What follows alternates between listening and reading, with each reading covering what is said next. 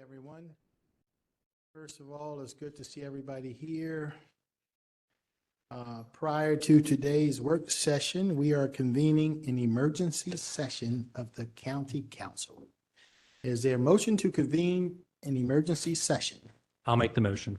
Second. It's been moved and seconded. Mr. Secretary, please call the roll. Mr. Jones, Aye. Mr. Marks, Aye. Mr. Patoka, Aye. Mr. Young, Aye. Mr. Ertel, Aye. Mr. Crandall. Aye. And Mr. Chairman, it's my understanding Mr. Catch is unable to attend today's meeting. Okay. The ayes have it. The motion to convene this emergency session is approved, and legislative day number 11 will now come to order. Please pause for a moment of silent meditation.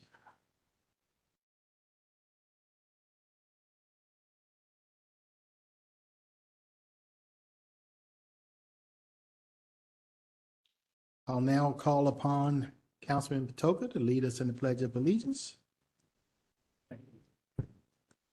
Pledge allegiance to the flag of the United States of America, to the republic which it stands, one nation under God, indivisible, with justice for all.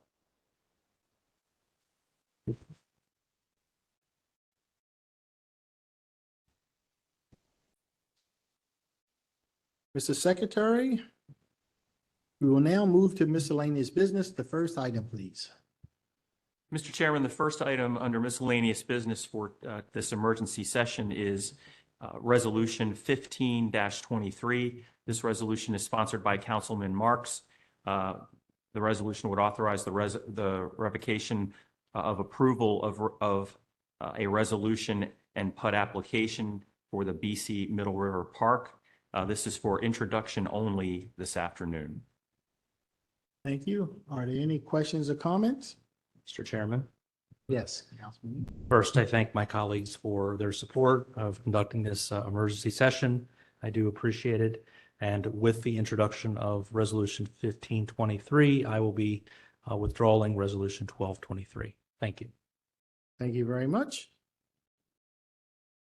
Mr. Secretary, is there any further business to come before the council? There is no further business, Mr. Chairman. Is there a motion to adjourn the meeting? It's been moved and seconded. All in favor? Aye, the ayes have it. The meeting is adjourned. Now we'll move on to the regularly scheduled program, which is the work session. And we'll start with Colonel Conger. Yes, what? Nope. Come on up, Colonel. Meanwhile, we'll let Councilman Patoka introduce someone. Thank you, Mr. Chair. Just want to acknowledge the first day of our new intern, Ben Whitehurst. And Ben hails from the same school that Councilman Crandall went to high school, Gilman. And Ben, welcome to the county work session. This is your encounter, which is like an internship, correct? Well, welcome, and thank you, Mr. Chair, for allowing me to acknowledge Ben. Thank you. Welcome, Ben. Go Greyhounds. He's already the smartest man in the room. Okay, Colonel Conger, everybody turn to page 32. This is the contract with All City Management Services. Good afternoon, Mr. Chair and members of the council. Thank you for having me here today. Regarding the pilot program for crossing guard services, the administration is requesting approval of a contract with All City Management Services to provide school crossing guard services at 94 locations throughout the county. The contract commences upon county council approval and continues through June 30th of 2024 with the option to extend the term for an additional 120 days. Compensation may not exceed $2,066,084 for the entire approximate 1 year and 1 month term, including the extension period. The contractor should provide personnel who are fully trained, insured, uniformed, and with background checks for a pilot program for crossing guard services at 94 locations throughout the county.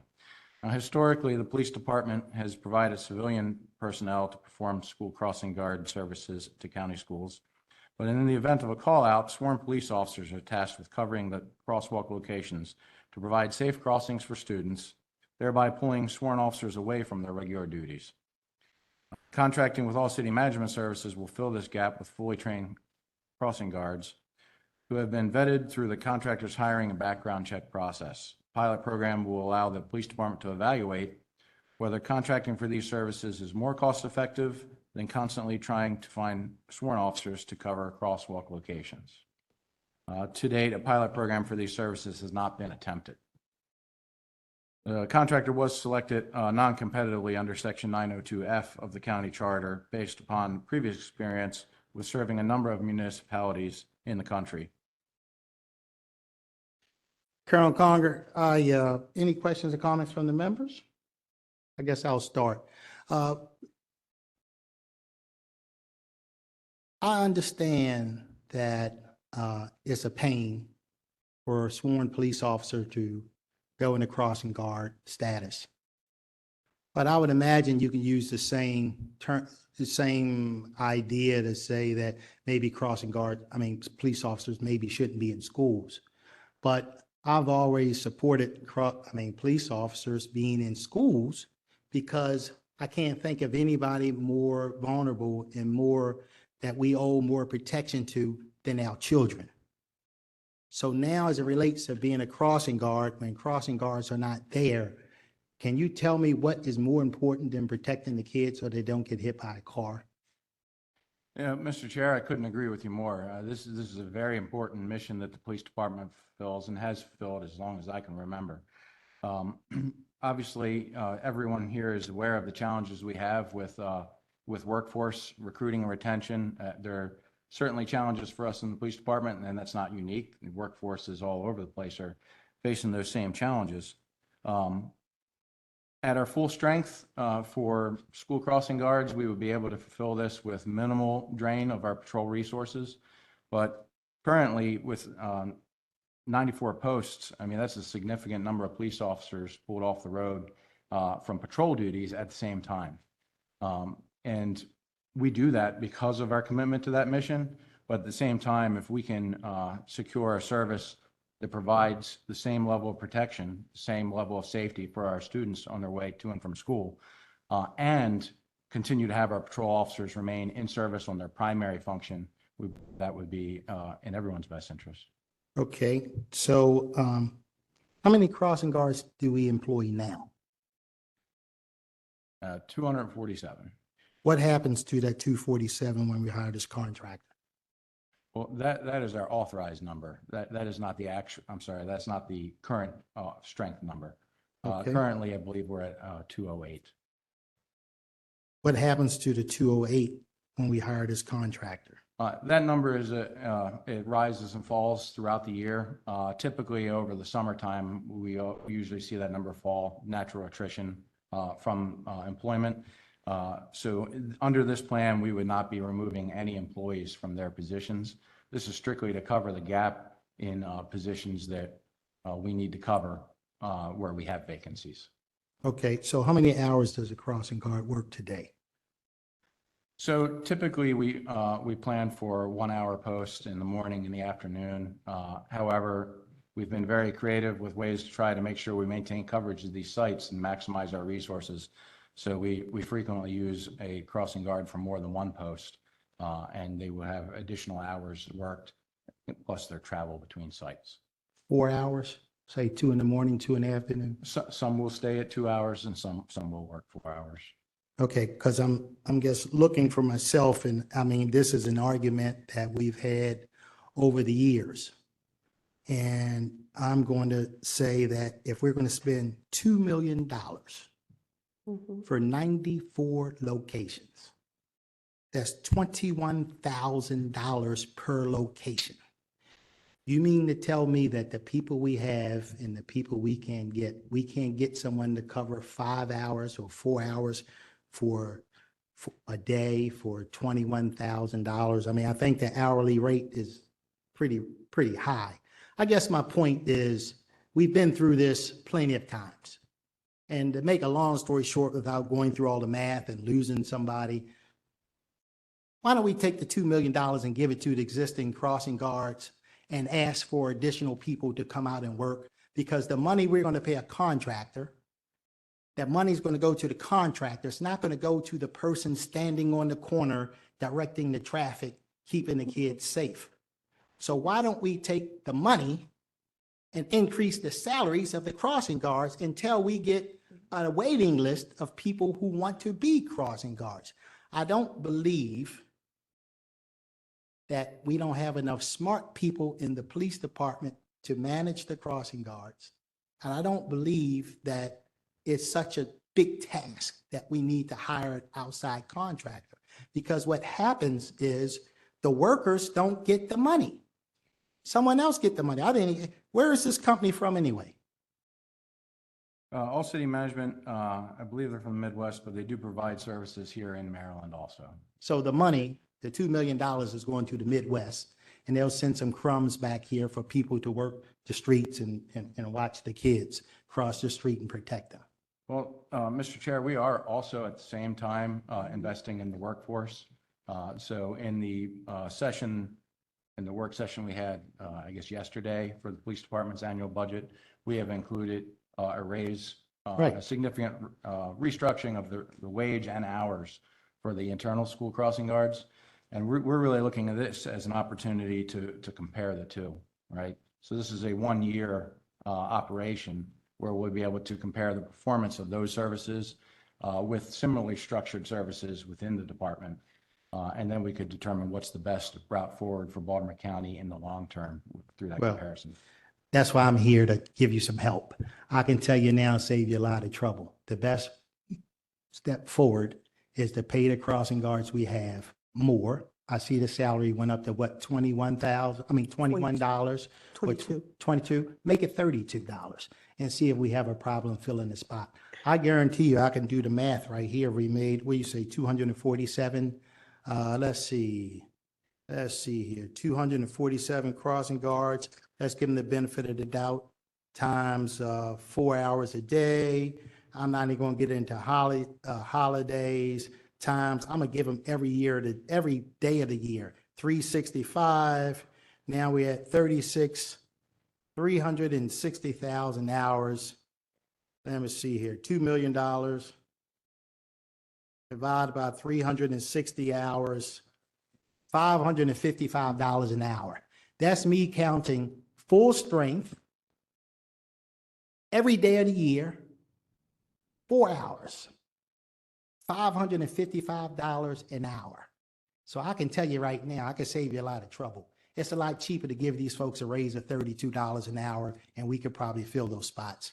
Madam Mayo, I see you chomping at the bit, and I'm all here. I'm here to hear it. Yes, ma'am. Thank you, Mr. Chairman. I just want to echo Colonel Conger's appeals here. We did extensive research. We did 6 months worth of research with the police department, looking at jurisdictions all over the country. We talked directly to other jurisdictions about the situation. I want to say that one of the challenges is that the pool of crossing guards right now, we run into the situation where some of them end up having to take long-term leave, and we hold their positions, which puts us in a situation that we don't have the staffing. When the county executive went to meet with police officers, doing his coffees and things in the fall, this was one of the number one things that the police officers brought back to say, this is challenging for us. We started out the school year in August of last year with 100 vacancies. And that's how, crossing guard vacancies, and that's how we worked our way into the 94 slots to do this as a pilot. You're right. We're looking at whether the move to the $22.50 an hour will be, the turning point where we could indeed move ahead and fill these gaps. This is what the contractor said. This is what they do professionally. They provide services for Frederick County, but we talked with a number of entities that do this, professional entities that this is all they do. How we ended up with this particular contractor is some of the other national contractors had preclusions in their contracts in terms of doing a cooperative agreement or anything like that. And this particular contractor was the closest who had crossing guard services near us, because what they do, they have a 98% show rate, because they also have reserve crossing guards that they bring in if somebody calls in and says, I'm not able to be there. When you look at the range of, we studied our existing crossing guards. They are older individuals, and that's why we wanted to maintain what we had. They cannot recruit from that pool, this contractor. They have to recruit a total different pool to get their potential crossing guards to fill our gap. And this year literally is about learning from them, seeing what they do, to see how we can change what we do so we could run a program. But I'll tell you, the police officers appealed to the county executive to please take this off their plates so that they don't get pulled out of what they are supposed to do as police officers, to do the crossing guard duties, particularly with the high number of vacancies that we have. Well, Ms. Rogers, much due respect to you, I'm gonna say it with love. I could have saved you guys at least, you say you studied this for 6 months. I could have saved you 5 months, 30 days, and like 23 and a half hours. And I could have just told you that, you know, the money you give me, like I said, I went as far out as I could with $555 an hour. If we look at the actual days that people work, It's 180 days. 180 days, we can come up with a much higher number. My point is, and continues to be, let's take the money, give it to the workers. We won't have a problem. We can hire additional workers and have a floating group of people out there that can go and cover places when people are vacant. As it relates to the police officers, I have nothing but the utmost respect for them. But the reality is, we need them to do a job. And the job is the job. And you don't have people who are paid to do the job tell you what they want to do and don't do. I can appreciate that. But at the end of the day, there's nothing more important than taking care of our kids. So I worked in the fire department 32 years.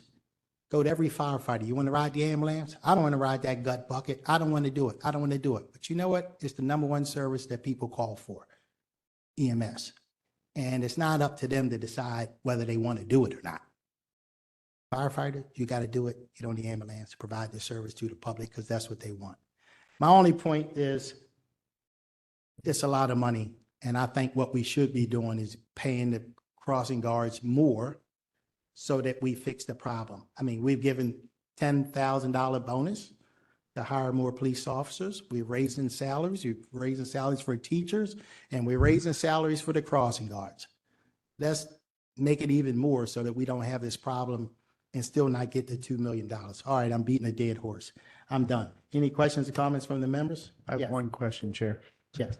I don't know who this would be to, but all city management, would they be managing all the posts then, all 247? No, 94, They're just the gap, And- the gap. These programs, Mr. Councilman, these programs will run in parallel. So they would manage 94 sites, and the county would continue to manage with the existing workforce, the remaining sites. This pilot was about trying to fill the gap, because each year prior to the pandemic, and then when we returned, the police department went into the school year after a robust summer recruitment without enough crossing guards when we started the school year. So in the fall of in August of last year, we even opened it up to our retired retiree program. just to try to fill that gap. It's difficult because the individuals who serve right now, they call out. You know, we don't have, first of all, we didn't start with enough.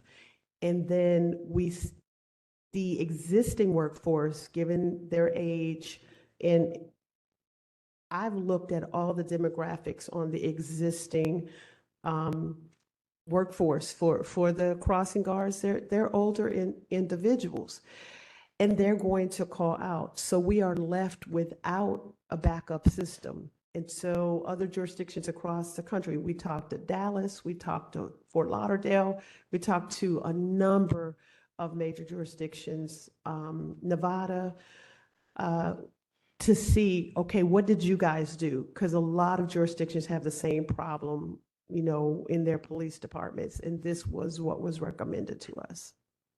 We talked to 4 different national vendors and gathered benchmarking information.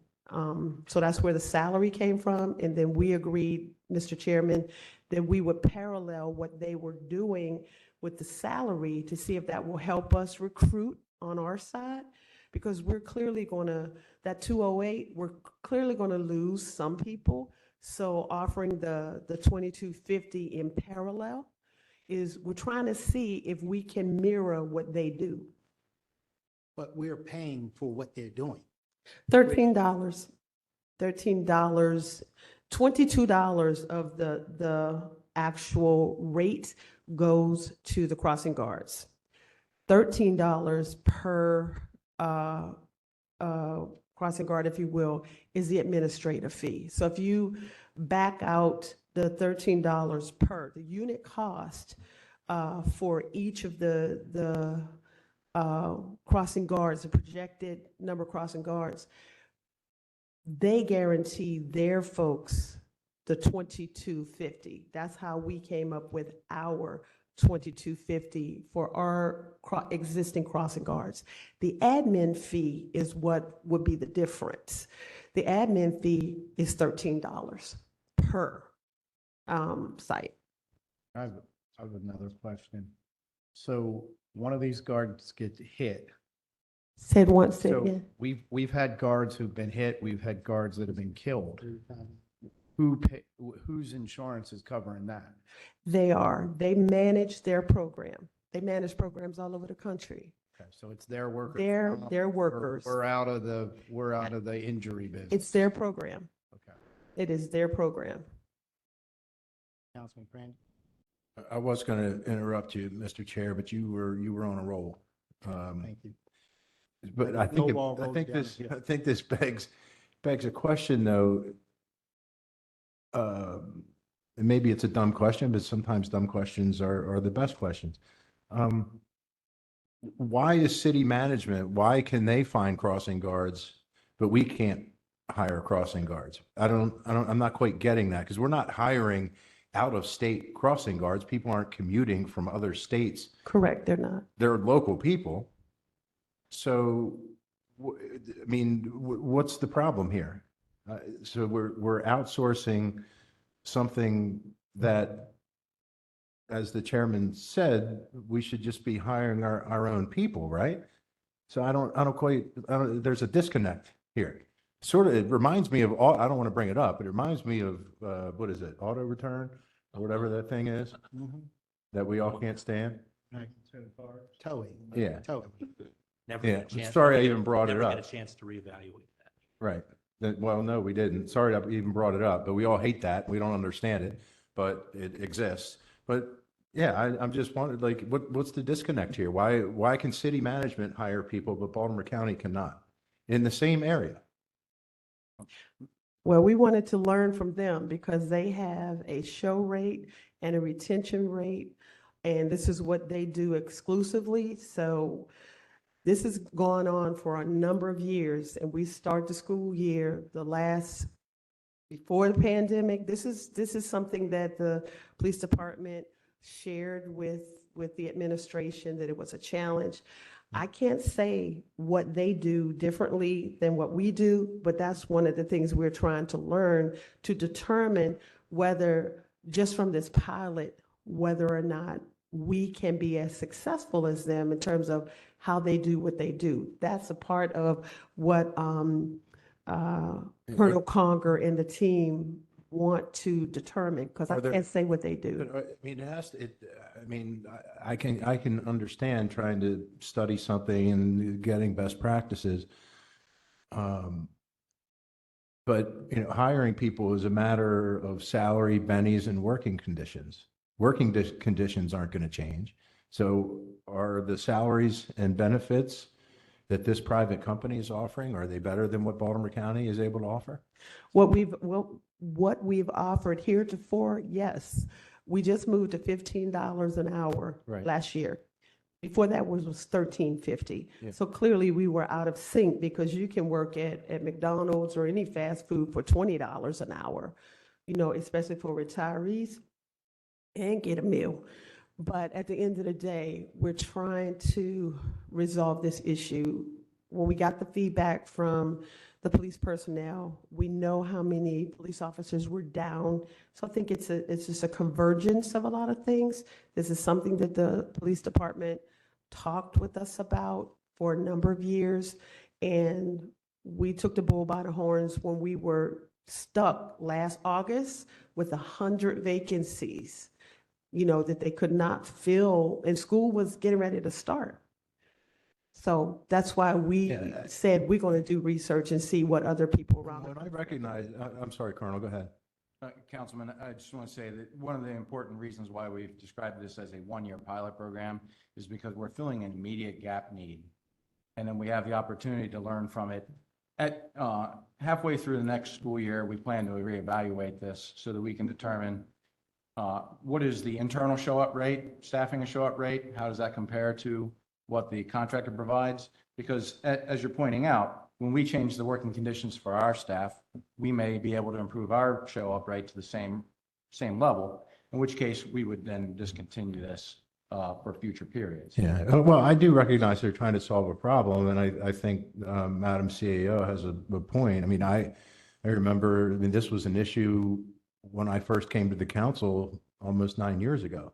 And I remember in community meetings, outreach officers promoting the fact that there are openings in the crossing guard positions, and, the outreach officers would bring that out to the community. So I recognize that. It just seems, as the chair pointed out, it just seems a little odd. I mean, is all city management smarter than the police department, smarter than the human resource department, smarter than you, Madam Mayo? I mean, these all city managers, do they have some secret weapon that we don't know about? Well, I look at it this way.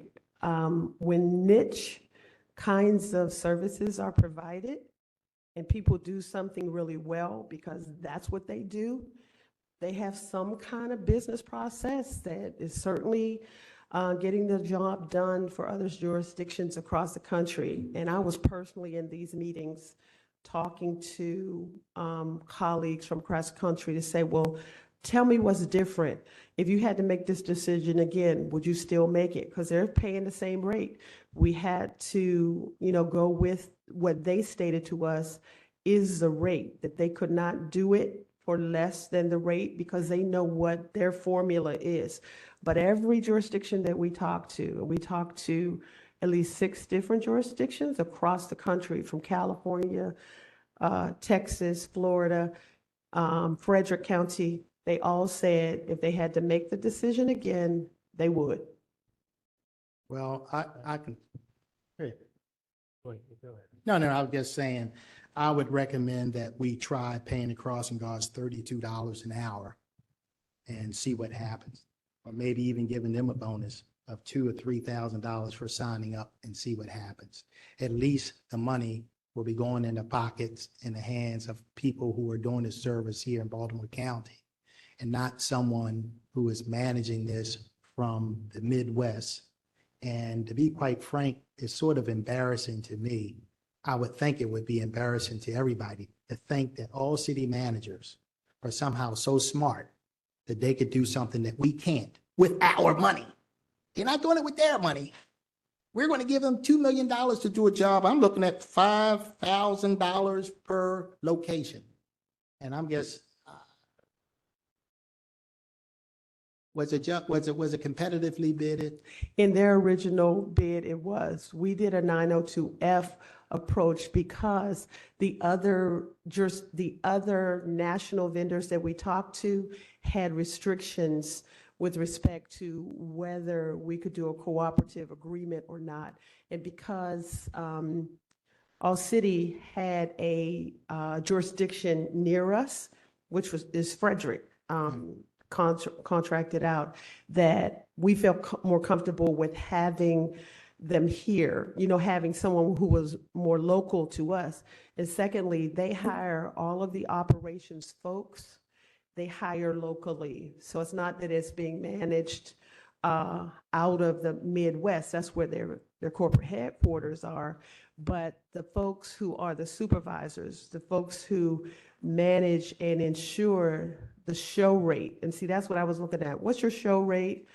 What's your retention rate? These are the things that we were looking at. And what can we learn from these individuals? Because the way we manage our program right now, we have extended leave of absence policy because some of the individuals are retirees and have medical issues, or families have medical issues. We save a spot for them, but that's a spot that we don't fill. So we have a high no-show rate, which causes us to pull officers off the street. So I'm gonna move on because we've been doing this long enough. But how long have we been providing this service? How long has the police department been responsible for the crossing guards? Mr. Chair, I've been here over 27 years and we've been doing it at least that long. So I'm sure we've probably done it long. since the police department, probably 50 years, probably. So I'm just wondering, what does somebody else know that we don't know? That's what we're trying to find out. Well, I'm here to tell you, you pay more people, more money, we don't have to worry about it because we will be successful. And I'm not sure how they can do it more other than, one by one, trying to entice somebody to show up and give them more money, but you're telling me the money is $22 an hour plus $12. 13. You're saying that they're going to pay them the same amount of money we're going to pay our prosecutors. Correct. That's correct. That's why we're doing that, so that we'll have apples for apples to see, well, is it the money? Because they stated to us, this was the minimum that they believe the compensation would be, because if not, we're competing with too many other opportunities in the community that people who would serve as crossing guards could go to. And they were like, that's the minimum of what we can pay. So that's why we moved our rate up to 22, so we could say, okay, let's see how much is this going to really help. Thank you, Mr. Chairman. The chairman, during my time on the council with him, has consistently talked about the need to maybe have less consultants and fund our core personnel and such. And I've always appreciated his support for that. On this one, I think the administration does deserve some credit for thinking outside the box. No, I'm very serious. I'm laughing because it's funny. It's, this is a real public safety need. Every one of us, I get more complaints about speeding than any other issue.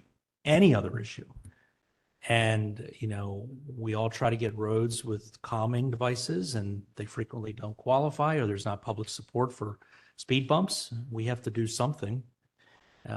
This company seems to have a good record.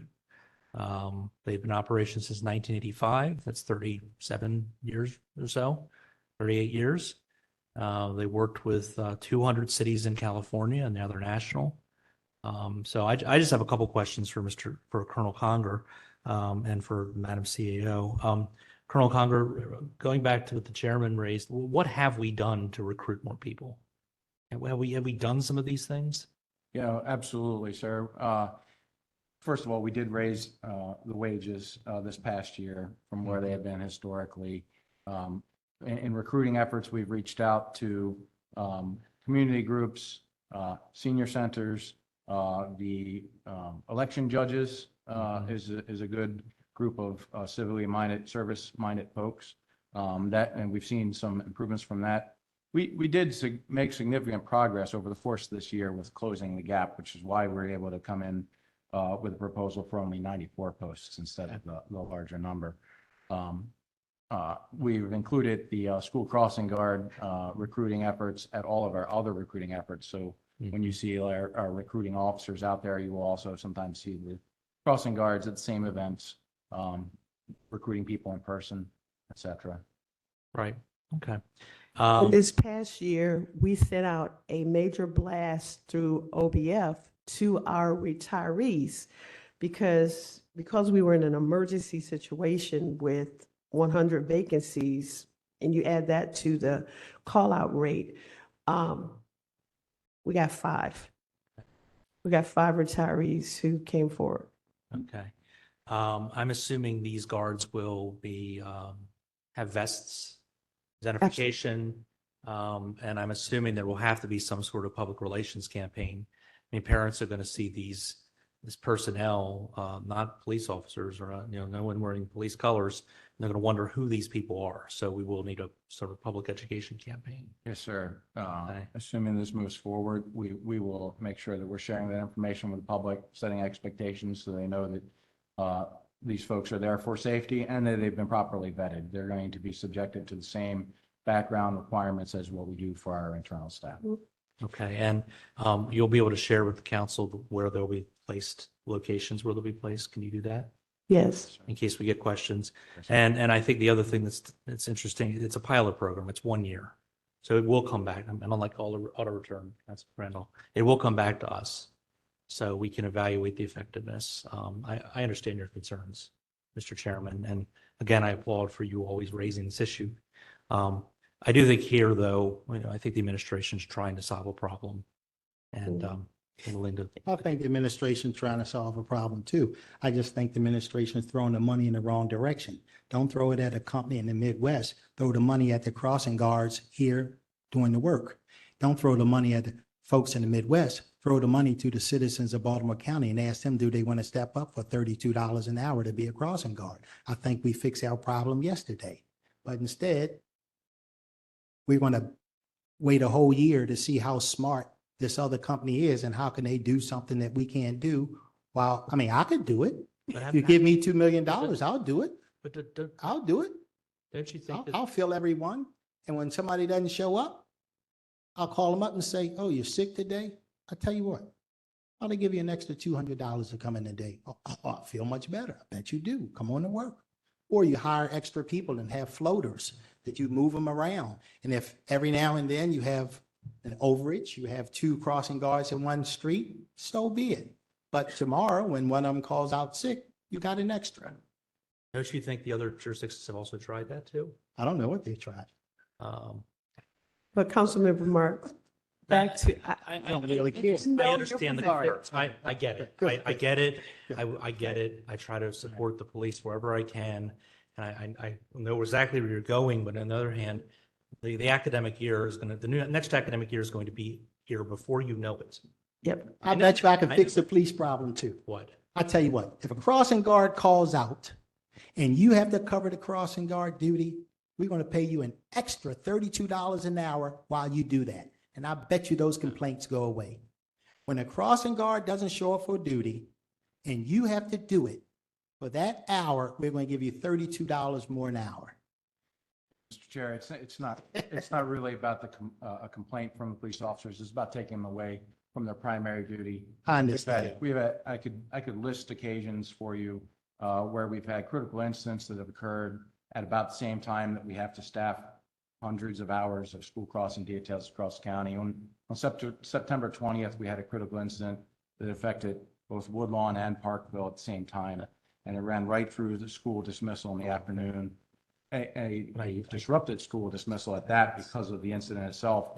And I, as the chief of operations, had to call upon all 3 of the other bureaus to say, I will take every police officer you have, go out and do school crossing details that afternoon, detectives, et cetera. So we're not above doing this work. This is very important work. But but it does pull our members away from their primary mission. Colonel, I don't, in no way am I want to minimize their concerns of the officers. In no way do I want to say that I want a police officer being a crossing guard. I think we hire them, we train them. We certainly need them to do the work we're paying them to do. My point is, why do we have to give $2 million to a company in the Midwest to do something that we can do right here? The answer is, and always has been, like you said, working conditions, the job, and the pay. Let's increase the pay, because we can pay them all $32 an hour and let them do the job, as opposed to what I'm looking at, $555 an hour, or I don't know, One more thing. $5,000 a location. Go ahead. Yeah, so Frederick County's operated this since 2017. Would it be possible for someone to get a letter or an email from the county? We know people in Frederick County who've worked here. I mean, can we get some sort of testimonial from Frederick County about how well it's worked there? Sure, because we did our due diligence in talking to many jurisdictions. And one of the questions I asked is, if you had to make this decision again, would you? And each jurisdiction said to me, hands down, we would. But I wanted to address the issue about their attire and their stop paddles. This is a professional company, and It looks like it. this is what they do.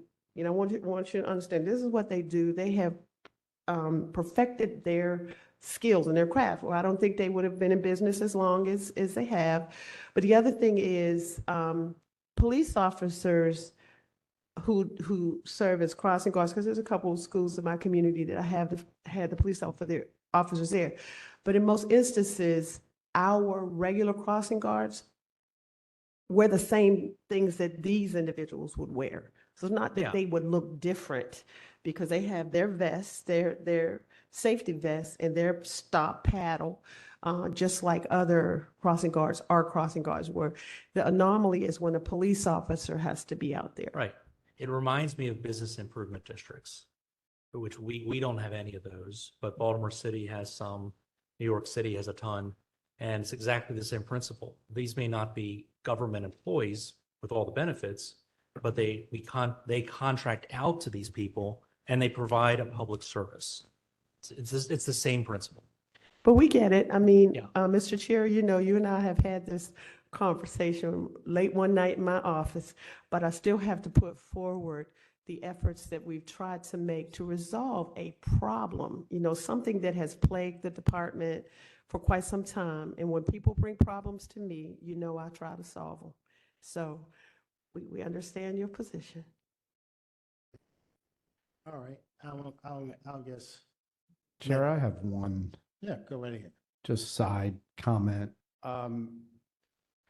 I would think that these positions, obviously, we probably have people that have been doing this for a lot of years, and then we probably have a component of it where there's turnover.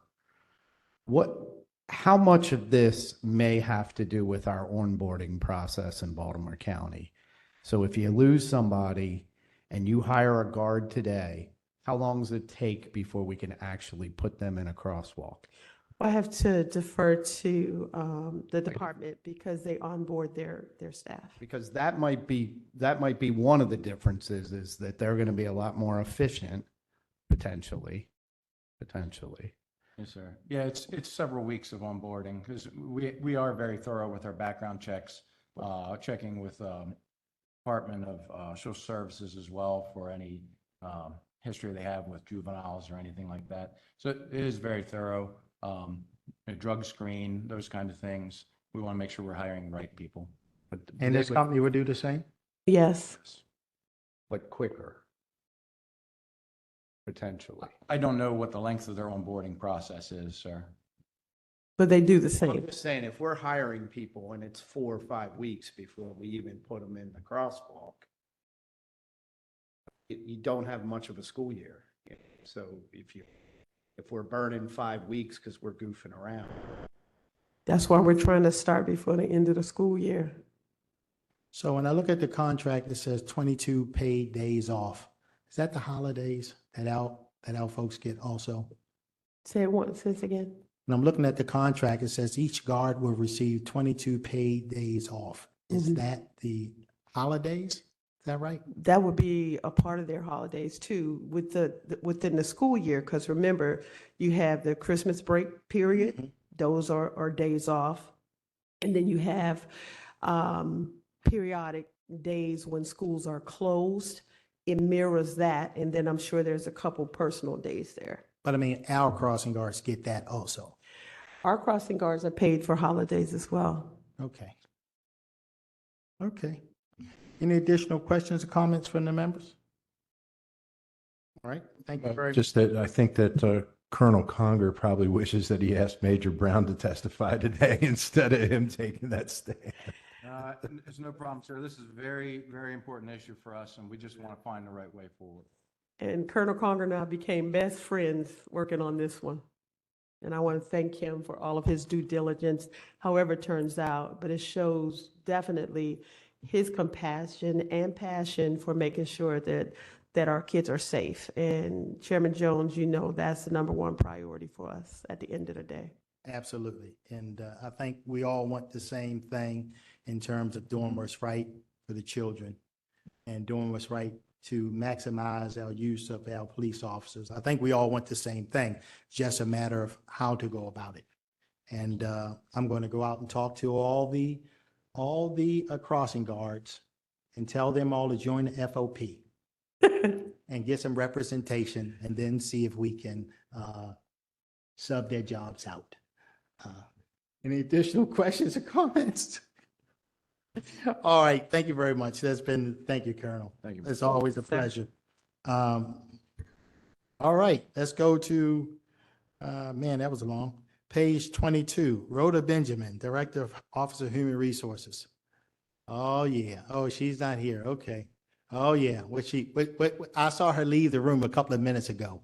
She called you and said, get in here. I'm out of here. Because I know it's going to come up next. I'm going to start off by asking you, first of all, thanks for being here, Ms. Wiley. And you guys are not tasked with hiring crossing guards, are you? We are not. You think you could handle that job? Because it sounds like, some people just left the seat, said they could not. I'm not going to speak on that. But I mean, we can do some friends and family. Hey, why not? Go, I'm sorry. Mr. Chair, can I make a motion? Yes, no. I move that you just let it go. Okay. I knew where it was going. All right. Let it go until the legislative second. session, and you can speak all you want. I'll second the motion. Go right ahead. Good All right, afternoon. page 22. Okay, the administration is requesting approval of a contract with National Testing Network Incorporated to assist county staff in development of examinations for certain Baltimore County Police and Fire Department positions. The contract commences upon council approval, continues through August 25th of 2024, and will renew automatically for 2 additional one-year periods with the option to extend the initial term or any renewal term an additional 120 days. Contract does not specify a maximum compensation for the initial 1 year and 3-month term or for the entire 3-year and 7-month term, including the renewal and extension periods. Compensation may not exceed the amount appropriated for these services for the entire contract term. The office advises the estimated compensation totals $1,590,360 for the entire 3-year and 7-month term, including renewal and extension periods.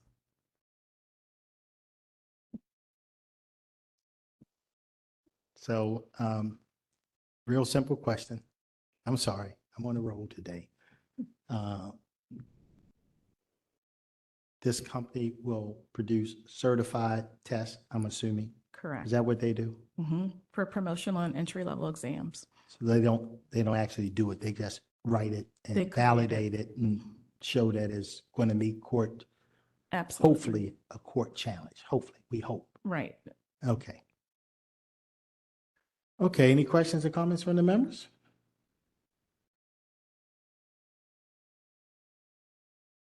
Okay, well, thank you very much. Thank you.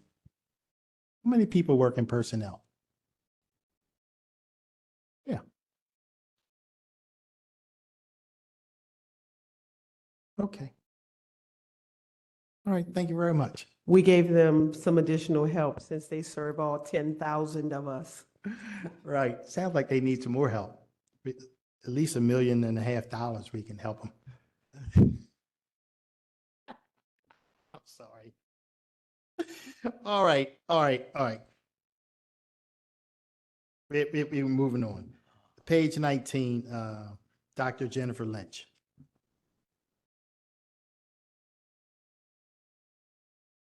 No, it's okay, I'm done.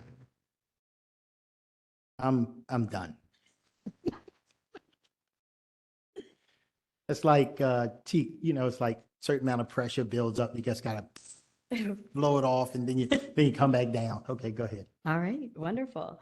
The Dude administration is requesting a supplemental appropriation of $1 million to the DHCD Strategic Demolition Grant, Dude Gifts and Grants Program. Dude has been awarded a $1 million strategic demolition grant from the state of Maryland's DHCD Statewide Strategic Demolition Fund. This grant funding will be sub-granted to United Safety Technology to support new manufacturing for nitrile gloves in Baltimore County, Maryland. The SDF grant will provide $1 million in support of initially stabilizing 6301 Bethlehem Boulevard in Edgemere, located on the site of the former Bethlehem Steel Coal Roll Mill facility in the Sparrows Point plant. The project will serve approximately 1,700 new workers by the end of 2025. And part of this grant is required to support an $18.6 million investment to retrofit the project's requirements, including upgrading the utility infrastructure to serve the site. This specific $1 million grant is part of their immediate need, and we are requesting at this time the appropriation. Okay, thank you very much. Any questions or comments from the members? We certainly love grants. And it's good to know we're doing the best things with the grants. Thank you very much. Thank you. Yes. I'm turning my mic off to ask the question. Sorry. Oh, okay. No, I had it on and then I turned it off to ask the question accidentally. Sorry. I do have a question. Oh. The manufacturer that we're potentially putting into this building, are they already operating in the Baltimore metro area, or they would be completely new? I'll have to get back to you on that, just to verify. And they're making nitrile gloves, which were very popular during the pandemic, but Correct. you can, it would go to Harbor Freight and buy a box for $4, and then during the pandemic, they shot up to 18. Are we going to be able to sustain that?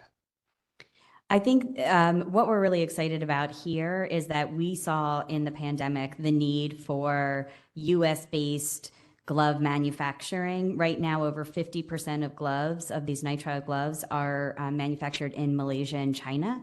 And so I think what we're hoping is to keep this production local so that in the event of any other incident, as well as supporting all of our healthcare facilities and anybody else using these gloves, that we have US soil production. Thank you very much. Director Lynch, I'm glad that you added that fact. I, in fact, attended I guess you could call it a ribbon cutting at the facility. It was maybe about a year ago, and that was the main point, is that domestic production of this product has fallen down so low that when we actually really needed them, we couldn't get them. And demand went up so much that obviously the prices skyrocketed too. So. And the need for these, I don't think will ever go out of style. Right? Certainly go down. Yeah, well, and the other thing I'll say is this company seemed to me some pretty smart folks, and if they're noticing that their business is being affected in some way due to market conditions, I would think that they would be able to adapt. They seem like a pretty nimble group, so I would hold out hope that they would have long-term success here in Baltimore County. Thanks. I'm done. Thank you. Any additional questions or comments? So demolition grant and the Yes. gloves. I'm sorry, yes? Am I on the same page? Demolition grant Yes. and gloves. And gloves, yes. Healthcare gloves? Yes, sir. Okay. Yes. So, I mean, there's a lot of different uses, but certainly those gloves are used in the healthcare industry. Okay. Because when I'm doing demolition, I have thick Big, gloves. but yes, Big- different kind, but yeah. Okay. All right. Thank you very much. Thank you, sir. We'll move on to page 11. Ms. Stacy Rogers, Bill 3023, Ethics Commission. And I promise there are no crossing guards in this. Okay. You like crossing guards. Love crossing guards. Maybe I'll do that when I retire. But all jokes aside, the administration is requesting approval of Bill 20-23, which reestablishes the executive director of the Ethics Commission and separates oversight of the commission from the Office of the Inspector General. Currently, the Inspector General serves in dual roles, overseeing the OIG and the administration of the Ethics Commission, which includes acting as the executive director of the commission. In 2021, the county executive established the Blue Ribbon Commission on Ethics and Accountability to assess the county's public ethics and open government laws.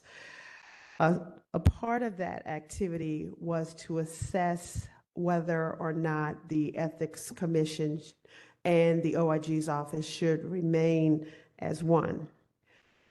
One of the Ethics Commission's, one of the Blue Ribbon Commission's recommendations was that, and I quote, Baltimore County separate the Ethics Commission from the Office of Inspector General and hire a separate executive director of the Ethics Commission.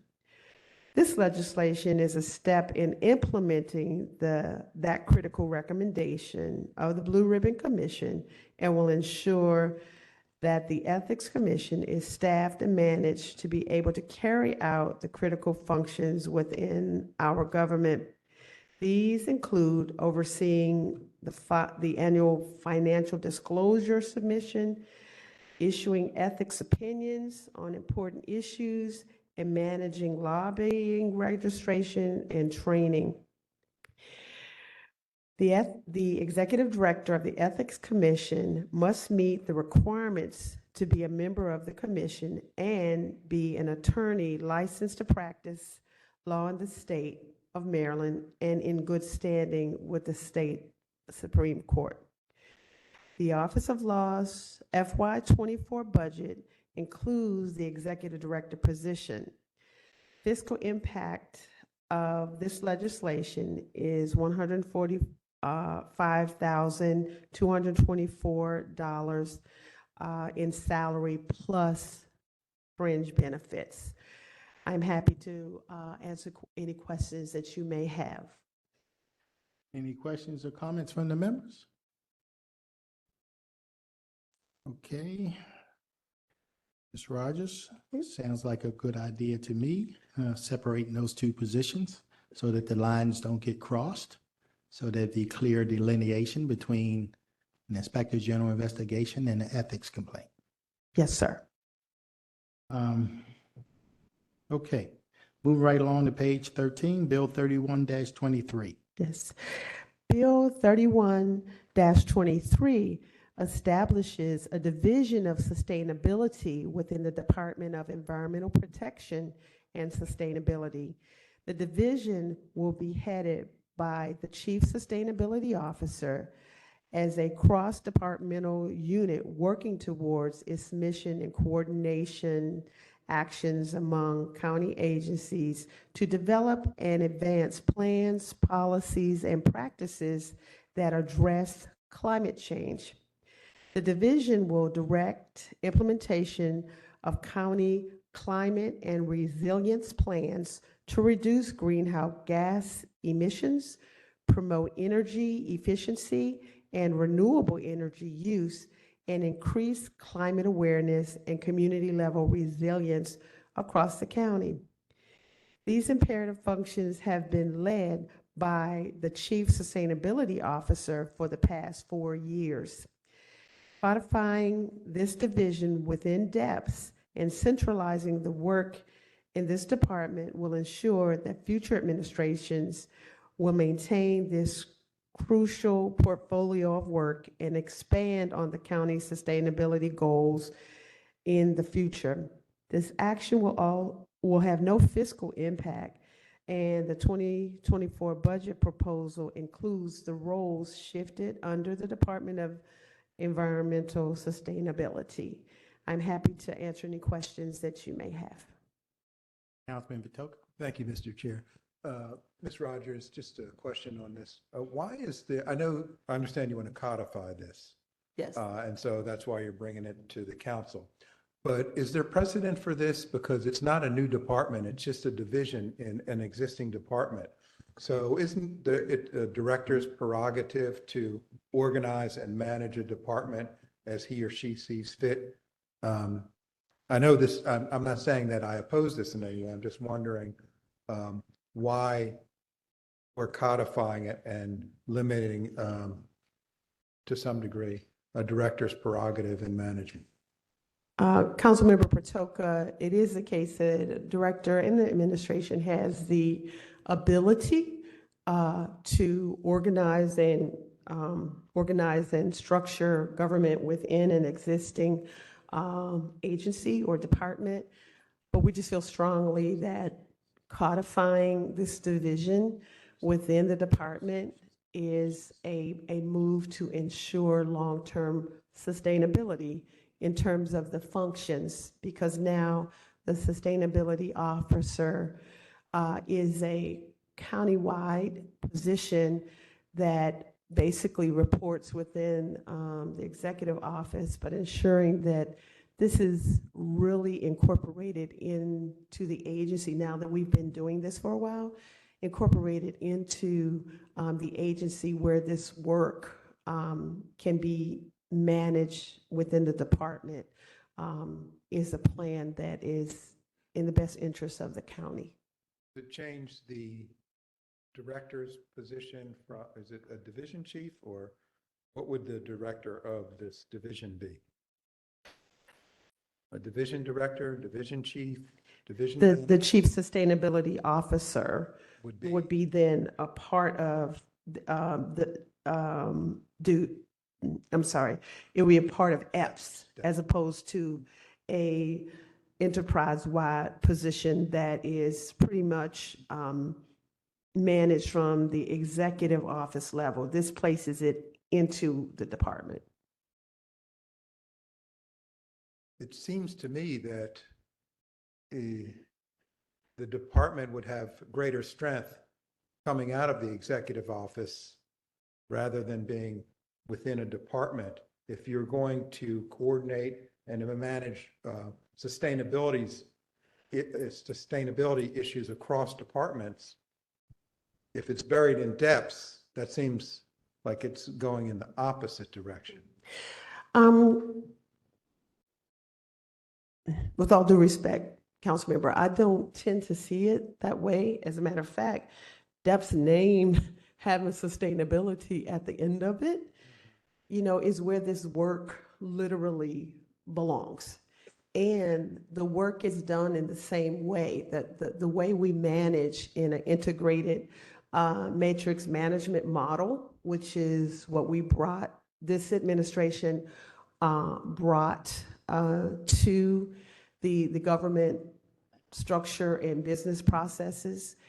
And it works well. I'm really so pleased because we don't do things in isolation. We literally take an integrated approach in everything that we're doing. We've got to look at the wagon wheel and who we need at the table.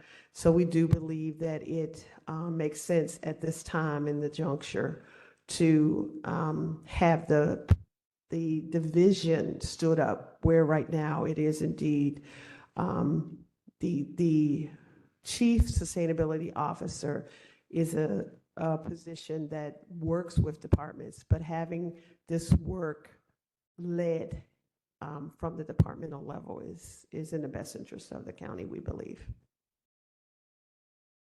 Does it change the chief sustainability's position from it? Is it an at-will position? It does not change the Still be position. an It is an at-will position. Many of our leadership positions are non-merit Okay, gotcha. positions Gotcha. or at-will positions. I totally understand non-merit. And I'm not trying to be contrary in any way. I'm just trying to understand how I guess it's the wagon wheel concept that you Yes, sir. talked about. But from where you and I worked before, there were in the government, when we were in state government, there were governors coordinating offices that could help coordinate activities between cross agencies. And that's kind of the model I had in my mind when thinking of the chief sustainability officer being in the executive department. Mhm. But that's not how, you have a different vision, I guess, in terms of Correct. placing it within a department. And I really think that from the standpoint of depth, let's think about depth, mission, and charge. This is the work. Because if another administration comes and doesn't see that chief sustainability officer role that reports within the executive office as critical, then that could be problematic. Whereas if it's within the department where it belongs and where the work is, and it still has the same integrated approach, because the chief sustainability officer is an integral role within the way we function. We think that's just a better plan going forward. Could it not be codified outside of a department? Like in the executive department, or is its own entity, or does it need to be codified within an agency?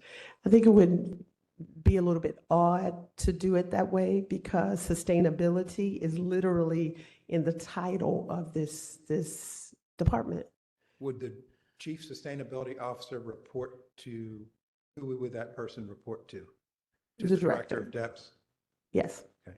Does that person report to the director of DEPS now? The position reports within the executive office at this point, So the hierarchy would change. slightly. All right, thank you. Do we have a dedicated sustainability chief right now, or is it just? We do, but that position is a dual function position at the moment. It's Jen. Yes, Ms. Aosa is also the director of Office of Government Affairs and the Chief Sustainability Officer. So,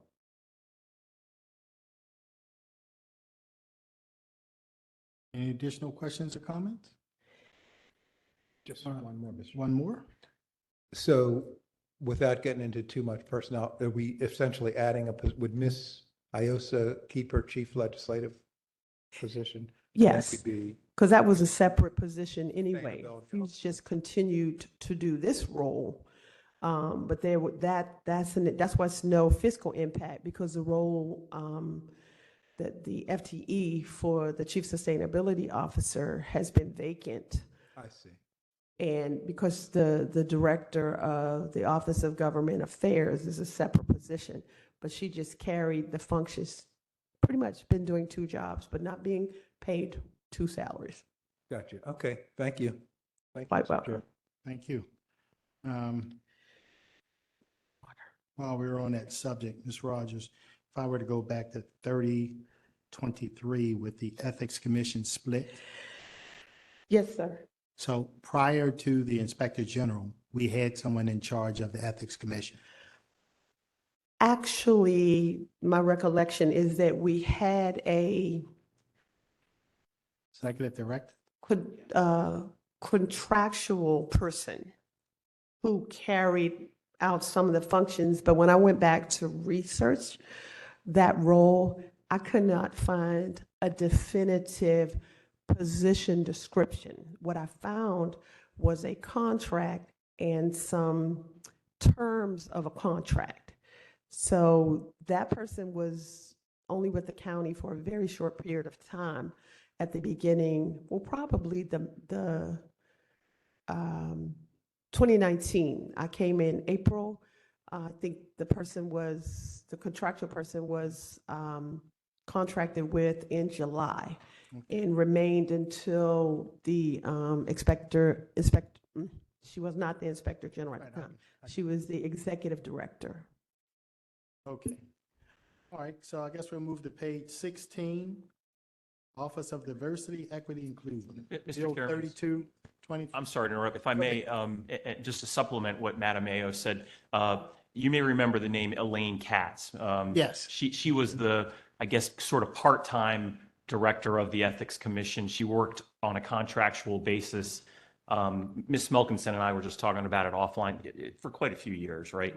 So just that. No, I was curious if she was around, and I was thinking, should we give her an opportunity for this job since she's been doing it for a number of years? That's what I was thinking. I was wondering if she was still employed in some way. And again, it was just a contract. I think Right. she may have had a private law practice at that time as well. I'm not exactly sure, but she did again, it was, I think, as Madam Mayo said, it wasn't like the duties Position. were somewhat were contractual, I think, and not Right. really set forth in statute or otherwise. And in any event. Okay. I to just add, Mr. Chair, she left right after I started as county attorney in November of 2019. Okay. And I wasn't aware of her tenure prior to that. I went back to research what was the structure before the executive director was hired. That of course, the original position was executive director of the Office of Ethics and Accountability. But if Ms. Katz had been here prior to that, I had no knowledge of that. I only had the contract that showed July, I think till November. But this is a full-time position because the things that we've done, the expansion of what we've done, particularly around financial disclosures and the review of financial disclosures, the training pieces, we have expanded those duties. And this part of the work, the person does work directly with me as codified in our regulations and charter that says how this role shall interact with the CAO. Okay. All right, moving right along to page 16, Bill 3223. Last but of course not least, the administration is requesting approval of Bill 3223, which codifies the role and functions of the Office of Diversity, Equity, and Inclusion. The office was established through Executive Order 2019-002. The mission of the office is to advance and advise on fair policies and practices by making decisions, providing opportunities, and allocating resources and services through a diversity, equity, and inclusion lens, and ensuring engagement, growth, and prosperity for all county employees, residents, visitors, and stakeholders. The office shall be headed by the Chief of the Office of Diversity, Equity, and Inclusion, an eminently qualified individual to lead this work. This position is held by Ms. Savitra Peoples-Brown, who was formerly my special assistant. The measure will strengthen and expand the authority of the office by charging it to oversee the county's Human Relations Commission, as well as the county's minority, women, disadvantaged, and small business programs, which have been prioritized by this administration. The legislation also designates the chief of the office to serve as the executive director of the Human Relations Commission. The bill also outlines changes to the Human Relations Commission, including the addition of a seat on the Human Relations Commission up to 16 members to be held by a youth member, a critical voice that has been absent from the commission's work thus far. Last, the bill states that a member of the Human Relations Commission may not serve more than 2 terms consecutively in order to engage even more residents in the commission's work. I'm happy to answer any questions that you may have. Councilman Marks? Do you want me to go first? You go first. This youth member, they can be 14 to 18 on a human relations. What are they doing? They And participate. are they going to vote? I'll have to follow up on that provision, whether the youth will be a voting member. But I know that the commission team did do some benchmarking with other jurisdictions, but we can follow up with that. I don't recall if it's a voting member. James, do you know? And who appoints that member? Excuse me. Who appoints that member? The commission recommends to the county executive, and then it comes through this process. Comes to it's my understanding it comes to you all for review. And this new department, how many people are we adding here? Well, it's the department or the office. Let's be clear on nomenclature. The office is a combination of existing positions that are now housed under one roof. You have the Savitra, who is the chief.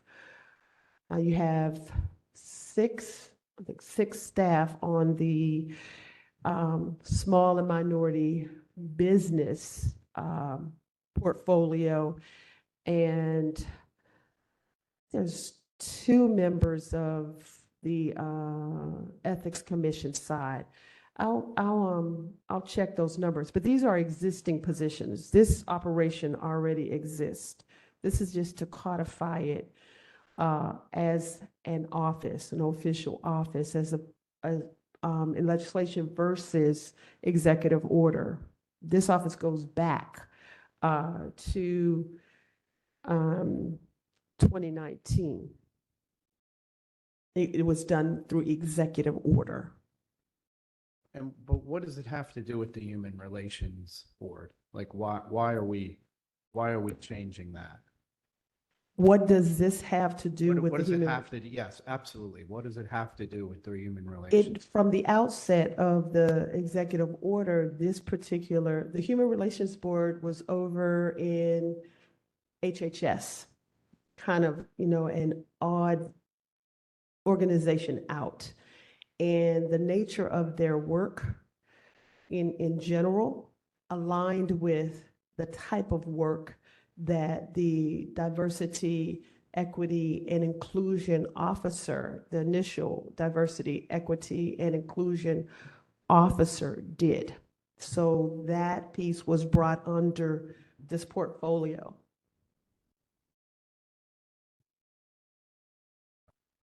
But the Ethics Commission was initially housed in Health and Human Services. I have a similar sort of question or concern. I mean, not the with- Ethics Commission, the Human Relations Commission is housed with the DEI portfolio. So I have I guess a similar concern as my colleague here. The Human Relations Commission takes on some pretty serious business, right? And the issues of discrimination.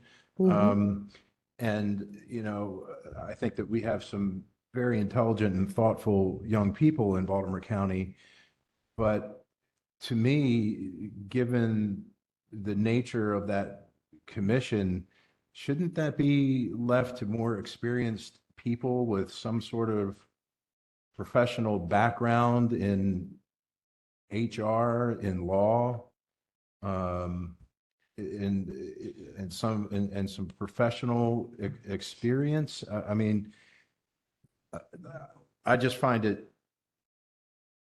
I find, you know, getting young people involved in things like this, I think is a noble effort. I just don't know if this is the right seat on the right commission for someone so young. I mean, we're talking about an eighth, that's an eighth grader. We're happy to, we're happy to take that feedback to the team.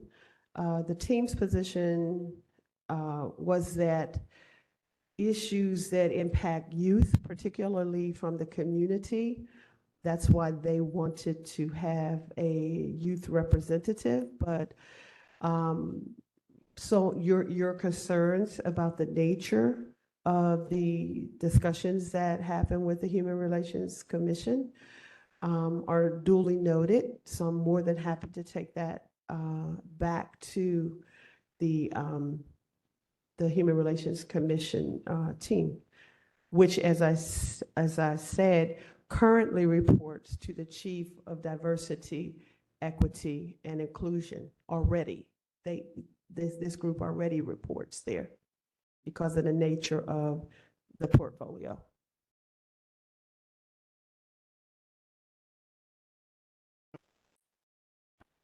I just agree with my colleagues. Sure, we'll be happy to let Ms. Peoples-Brown know, and the current I keep saying Ethics Commission. Let the commission know that the age is of concern to you based on the nature of the work that the Human Relations Commission carries out.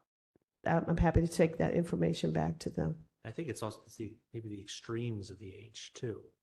I mean, look, the school board has a student member. I'm assuming the student member has to be a certain age. County executive was a student member, and you know, but Yes, he was. Eighth grade is just a little. It's very young. I mean, have we ever thought about a separate youth commission?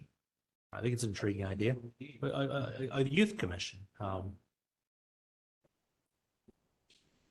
So, just my 2 cents.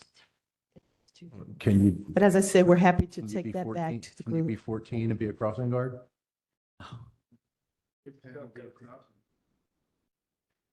It's not a problem. We're happy to take that Thank you. feedback Thank you for looking. back to Ms. Peoples-Brown and the Human Relations Commission. I just think their effort was about hearing from the voice of that group of the community, but your concerns are duly noted, and Mr. Benjamin looked through the legislation, and that person, the youth member would be a voting member, so we will take that feedback back.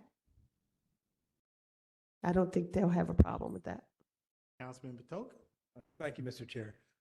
Madam CAO, I have a similar question about this office as I did with the Division of Sustainability. So this is a new office, and so what would be the reporting structure of the office? The Diversity, Equity, and Inclusion Officer reports to me. So it is an office of, which all offices of report to me. So while Savitra left as a special assistant, she still reports to me and works on a myriad of cross-agency activities. And again, you know, in terms of long-term sustainability, it is our position that to codify the office will ensure long-term sustainability, because right now it is in place through executive order only, and it'd be very easy for someone to rescind the executive order and I thereby agree abolish with it. you, and I do support codifying the office. I guess it seems inconsistent with what we just reviewed in terms of the division of sustainability, because I think it's creating a diversity, inclusion, and equity. The diversity, equity, and inclusion office is, you want to have it as a certain stature so it can work in consistently with other departments. And I agree with having it elevated. That was kind of my comment on the sustainability division, where that's kind of moving it out from a higher level and into a department. And so why not have an office of sustainability that's in the same hierarchy as an office of DEI? Well, from the perspective of those offices that report to me, if we look at it from a charter perspective, operational offices, all operational offices report to the CAO in structure. That's definitely codified. So office of is there. The division of sustainability from a programmatic as opposed to an operational approach aligns with the work of the department and our current structure in terms of the integrated matrix management approach still gives it that countywide approach, just like we work on a number of projects that are embedded in a department, but still have that integrated approach based on the wagon wheel model. But you wouldn't want to put Office of DEI within a department, though, that. Right, because it's an office of. Every office of, ironically, that's why I call my team the O team, not for so much Olszewski, but we're the O team Eagles. We support the rest of the enterprise, budget and finance, law, HR, IT, diversity, equity, and inclusion, all offices of. Okay, thank you. Will this office have their own budget? Their budget is already established within, it sits, for lack of better terms, is hosted in HR right now, which is not ironic. I mean, not usual, but there was no budget set up separate and apart, but it has its own line item already. It has it has its various line items, but right now it sits within HR. So they'll have their own budget in the future if we do that. They have their own budget right now, meaning their money that's designated to them. It's just Understood, but there'll hosted. be a separate division from Yes. HR in the future if we codify this. Yes, sir, it would. Will they be moving to our new building? No, Okay. they're already in space. They're in the Jefferson Building. I was able to find space for them.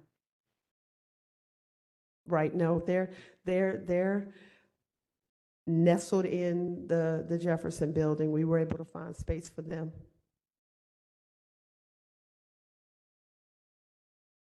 If I may, Mr. Chairman, also just maybe a clarification. The director of DEI with this new office would then move into the class of offices or directors of offices and departments that are confirmed by the council, correct?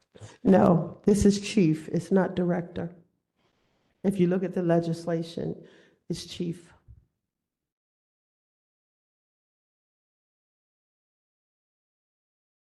Even though a brand-new office is being created. That's the way it was reflected. Mhm. Thank you, Mr. Chairman. Sure.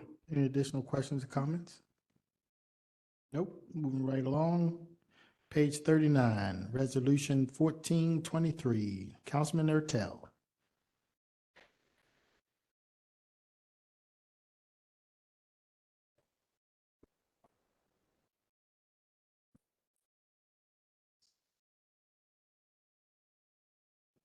Fourteen twenty-three. 1423.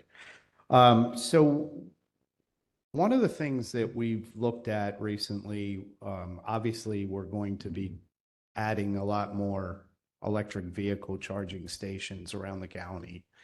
And what we found is that there's no real regulations at all right now in the county as far as how many you can place next to each other. There's different levels of EV charging stations. There's level 1, 2, and 3. 3 is the most, those are the fast chargers. You see the Tesla type chargers at gas stations and things like that. We just think that that the planning board needs to study this because, we're going to continue to add infrastructure, and we need to look at it in a thoughtful way, like some other jurisdictions have, where they've looked at safety, looked at where we place them. I had a situation where we had some EV stations that were level 2 that were placed at a senior center, and we placed them right against the fence line next to a house. And the neighbors weren't happy, and this kind of grew out of that. But then I had a talk with a person who's dealing with a Royal Farm store that's going to just have electric charging stations, and come to find out that there's no real regulations whatsoever in the county. Even to the point of fire suppression, if a car catches on fire that has a battery in it, these fires burn super hot, and we don't seem to have a handle on how. So things like that could potentially be studied in this planning resolution. Yes, Councilman Marks? Thank you very much. Councilman Ertel, this is a very timely resolution. I know one issue we've had in the Seven Courts community is increasing numbers of people who are trying to charge their cars, and they're running the cords out their front doors into these crammed parking spaces. And I think the county's going to potentially address how it deals with those issues. I know the Office of Real Estate Compliance was looking at this a while back. Obviously, we've got a lot on our plate, but I'd like to be a co-sponsor of this, and I think it's a very timely look by the planning board.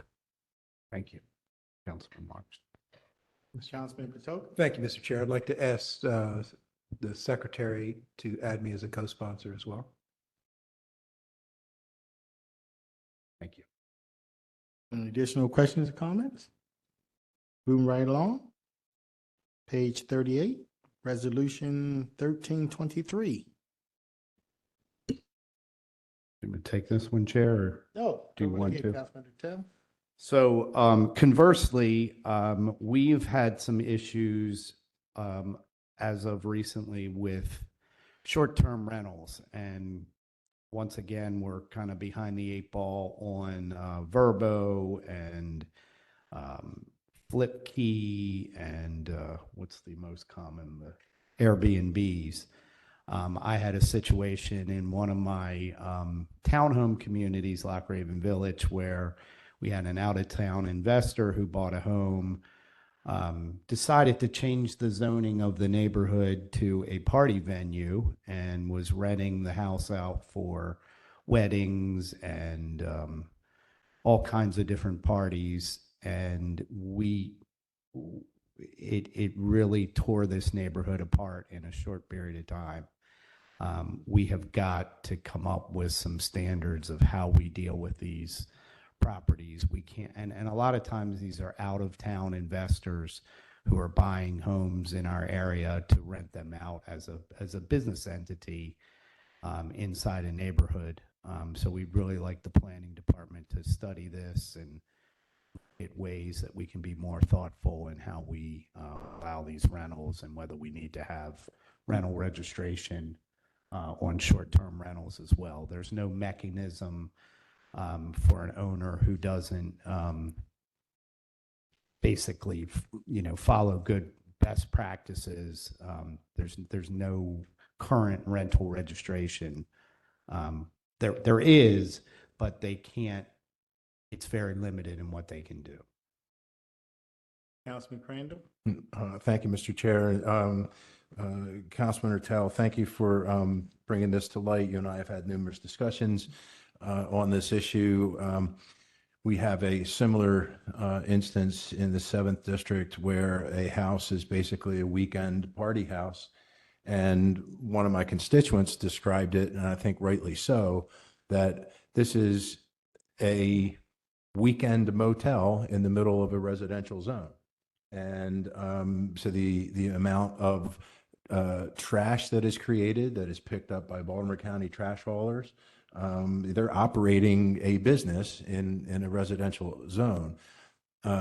So in my conversations with both Councilman Catch and Councilman Ertel, some of the challenges are that, well, property owners have rights. So some of the things that we've discussed, we thought that we might be infringing upon personal property rights. So I think it's the right thing to do to ask the planning board for recommendations. I would go a little bit further and request that the law office actually look into this as well. Mr. Benjamin, you're not really busy doing anything else, are you? No, I didn't think so. So because it is a touchy issue, and if you look at some of the jurisdictions around the country that have moved to regulate these short-term rentals, the companies tend to fight back with lawsuits, with litigation, and it seems like they're pretty aggressive on that. So I think there's a way that we're looking for, if I can speak for Councilman Ertel, the way that we're looking for to sort of thread the needle on this. So I think some legal advice as well as some recommendations from the planning board are appropriate at this point. And Mr. Secretary, you please add me as a co-sponsor. Yes, sir. Thank you. Thank you, Mr. Chair. Thank you. And, I signed on to this because I think it is an issue. It is a concern. People buy property in Baltimore County and they look at the neighborhood to which they want to live and they expect to have, reasonable, decent neighbors. Even if you rent to someone, for a year, at least they are your neighbors and you get a relationship with them. But this idea of having people rent out properties as a party venue and, constantly having people coming in and out. I've had a situation where it's a gated community, there's only a few homes there, and one of the people every weekend is renting it out to some, according to the neighbors, stranger that they don't know that has a combination to the gate. They come through the gate and, why am I spending all this money to be in this gated community if, every weekend somebody else is my neighbor? So it is a problem that we need to take a look at. I just Mr. want to Benjamin? note, Councilman Crandall would be happy to look at that issue for you and for the council and give our legal feedback on that. Great. Thank you. All right. Any additional questions, comments? None. Moving right along to me. Page 35, Resolution 1023, establishing the Owings Mills Commercial Revitalization District. A lot of conversations been had about this. We continue to work on it. I haven't heard any thing lately, so I'll be reaching out to figure out where we are. And any questions or comments on that? Nope. Move right along to 8. Page 26, Ms. Deandra Walker, you've been out there so patiently. And I saw you down there chewing your fingernails, checking your emails, looking at the sky, the ceiling. I saw you back there shaking your head. Taking care of crises. All right, Page 26, sewage pumping stations. no. Good afternoon, Chairman and members of the council. The administration is requesting approval of a contract with Quantis Services LLC to provide maintenance and repair services for low and medium voltage switchgear equipment and motor control centers in the county's sewage pumping stations. This contract will commence upon approval. It will continue for 1 year and it can be renewed up to 4 additional one-year periods. Compensation may not exceed $125,000 for the entire 5-year, 4-month period. It's important to note that this contractor will provide all labor, equipment, materials, supervision, and incidentals necessary to clean, test, and maintain and repair low and medium voltage switchgear equipment and motor control centers in our 120 pumping stations. This was a competitive bid, and we had 2 bids, and this was the lowest bid. I'll take any questions that you may have. Ms. Walker, is this the same, is this sort of like the pumping station or the pictures you showed us yesterday? Is it? Same, so we know what pumping stations look Yeah, like now. I Thanks showed to you your a pumping pictures. station. Any questions or comments from the members? All right, moving right along to page 29. Wetland mitigation banks credits. Right, yes, sir. So the administration is requesting approval of a contract with Eton LLC to provide approximately 1.41 acres of non-tidal wetland mitigation credits for $429,000 related to the construction of a relief sewer between Gunpowder Pumping Station and the White Marsh Pumping Station. It's important to note we need to construct a relief sewer between the Gunpowder Pumping Station and the White Marsh Pumping Station to complete sewer system improvements as outlined in our consent decree. This construction impacts natural resources, including wetlands, so the Maryland Department of Environment and the U.S. Army Corps of Engineers require that the impacts to the wetlands be mitigated as a condition of approval of the permit that's needed to construct the relief sewer. We did evaluate alternative ways to mitigate the impacts, including the possibility of on-site mitigation, but it was infeasible, and this we felt was the most cost-effective way to provide the required mitigation, was to purchase these wetland mitigation credits from a private company. So the value of the bank credits are $7 per square foot. So with that, I will take any questions that you all have. Councilman Marks? Thank you very much. Ms. Walker, Yes, sir. this is the line that goes from the Dundawin Road area in Perry Hall, right? I believe you're correct. Yes. Yeah, sir. and then kind of goes through 7 Courts and then over toward Perry Hall High School and down near White Marsh Mall, correct? Mm-hmm. Okay, very good. I want to thank your staff. Dave Bauer has been very helpful. I really appreciate his insight. It's a major project in Perry Hall and White Marsh. And again, my understanding is we've identified 13 sites, but there was only one viable location. Yes. So we're now going this route to make up the 1.4 acres that would be affected, correct? Yes, sir. Yep. Okay. Mm-hmm. Okay, thank you. Any additional questions, comments? We're going to go through one of these in a couple weeks for Sparrows Point, correct? I haven't seen anything come across for mitigation credits, but you mean for a sewer? No, for mitigation credits for Sparrows Point Park. I believe we're going to go through this. Maybe for the park, but that wouldn't be me. It might not be you, but it's the same, it's Ecutone, correct, Kimmy, Brad? Okay, so I just, the reason I bring that up is because we're going to see this twice in 2 legislative sessions, I believe. And I think even the, Lauren, isn't the Sparrows Point in the fiscal note? management's going. Okay. So, right, so that's not DWT. But I think I need a whiteboard for somebody to explain the moving parts of this, Sure, we. right? So you have Ecutone, but then you have Page, is it Page? Page Wetland Mitigation Bank. The county's paying Ecotone, then Ecotone is providing the acres. Mhm. All right, I don't know. I need a whiteboard. Right, that one was. It just seems like a very complicated procedure, and I'm going back to some of our initial discussions. And believe me, I'm not opposing this. This is a necessary project in Councilman Mark's district. We have an important project that will undergo a similar process, as I mentioned, in a couple of weeks.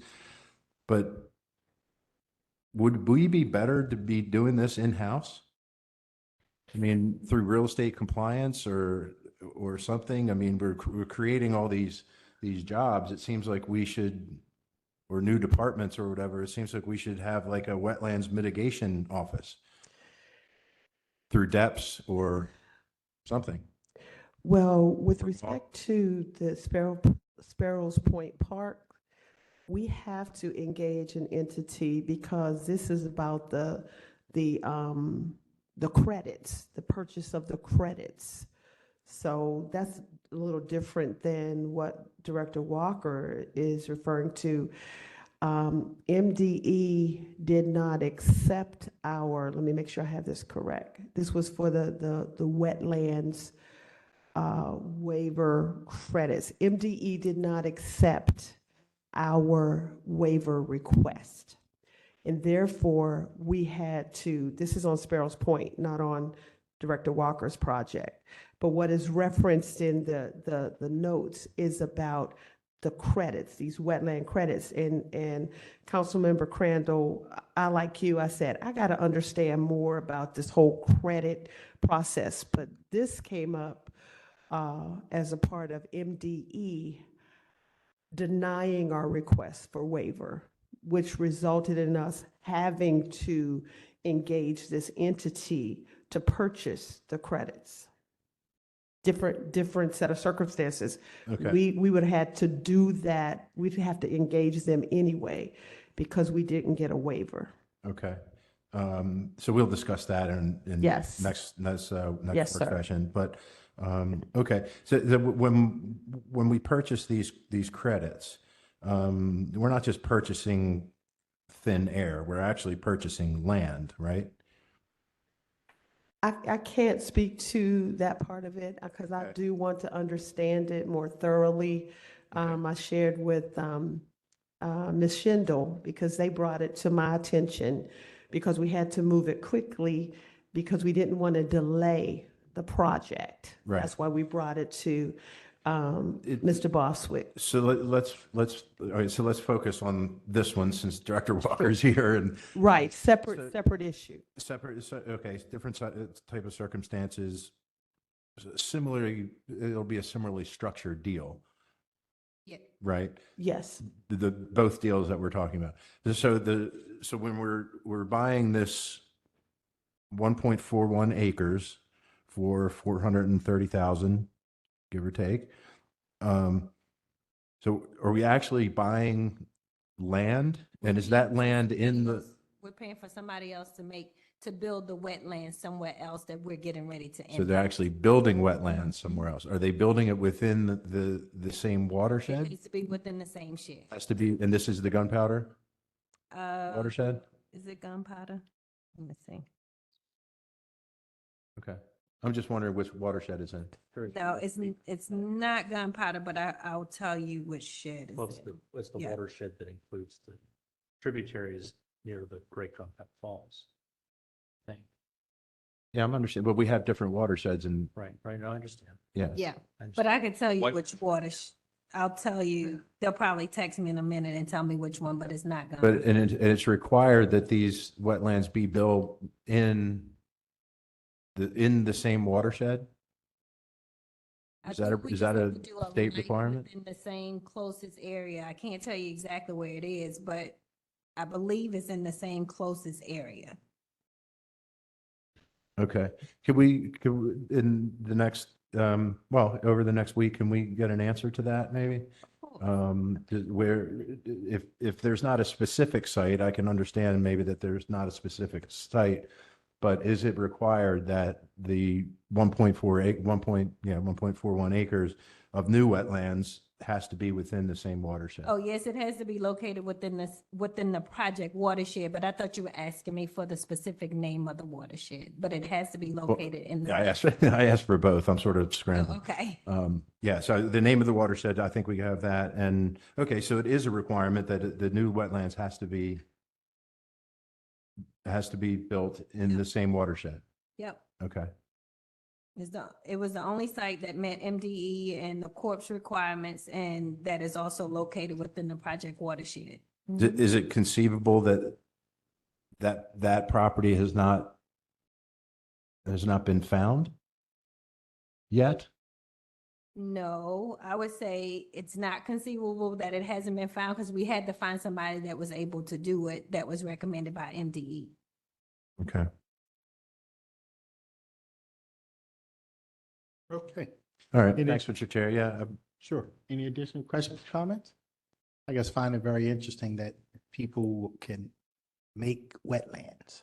So I'm assuming they make some type of drainage where they're going to flood some area and plant some shrubbery and plants that's native to wetlands and call it a wetland? Is that what you do? I don't know how they make wetlands. Oh, Sorry. okay. All right. Mr. Chair, if you want to see wetlands that have been built, there's an open invitation to go to Hart Miller Island, and you can see that wetlands have been built. It's now a bird sanctuary, among other things. Okay, And you have an invitation, you just haven't answered your email yet. okay. I'm going to come over there. All right. Bring my long boots. Still have some long boots.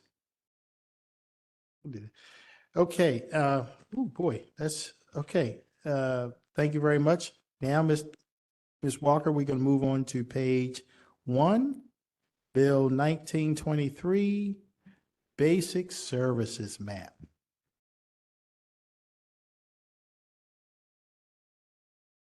So Article 4A of the Baltimore County zoning regulations set out the provisions for growth management in Baltimore County.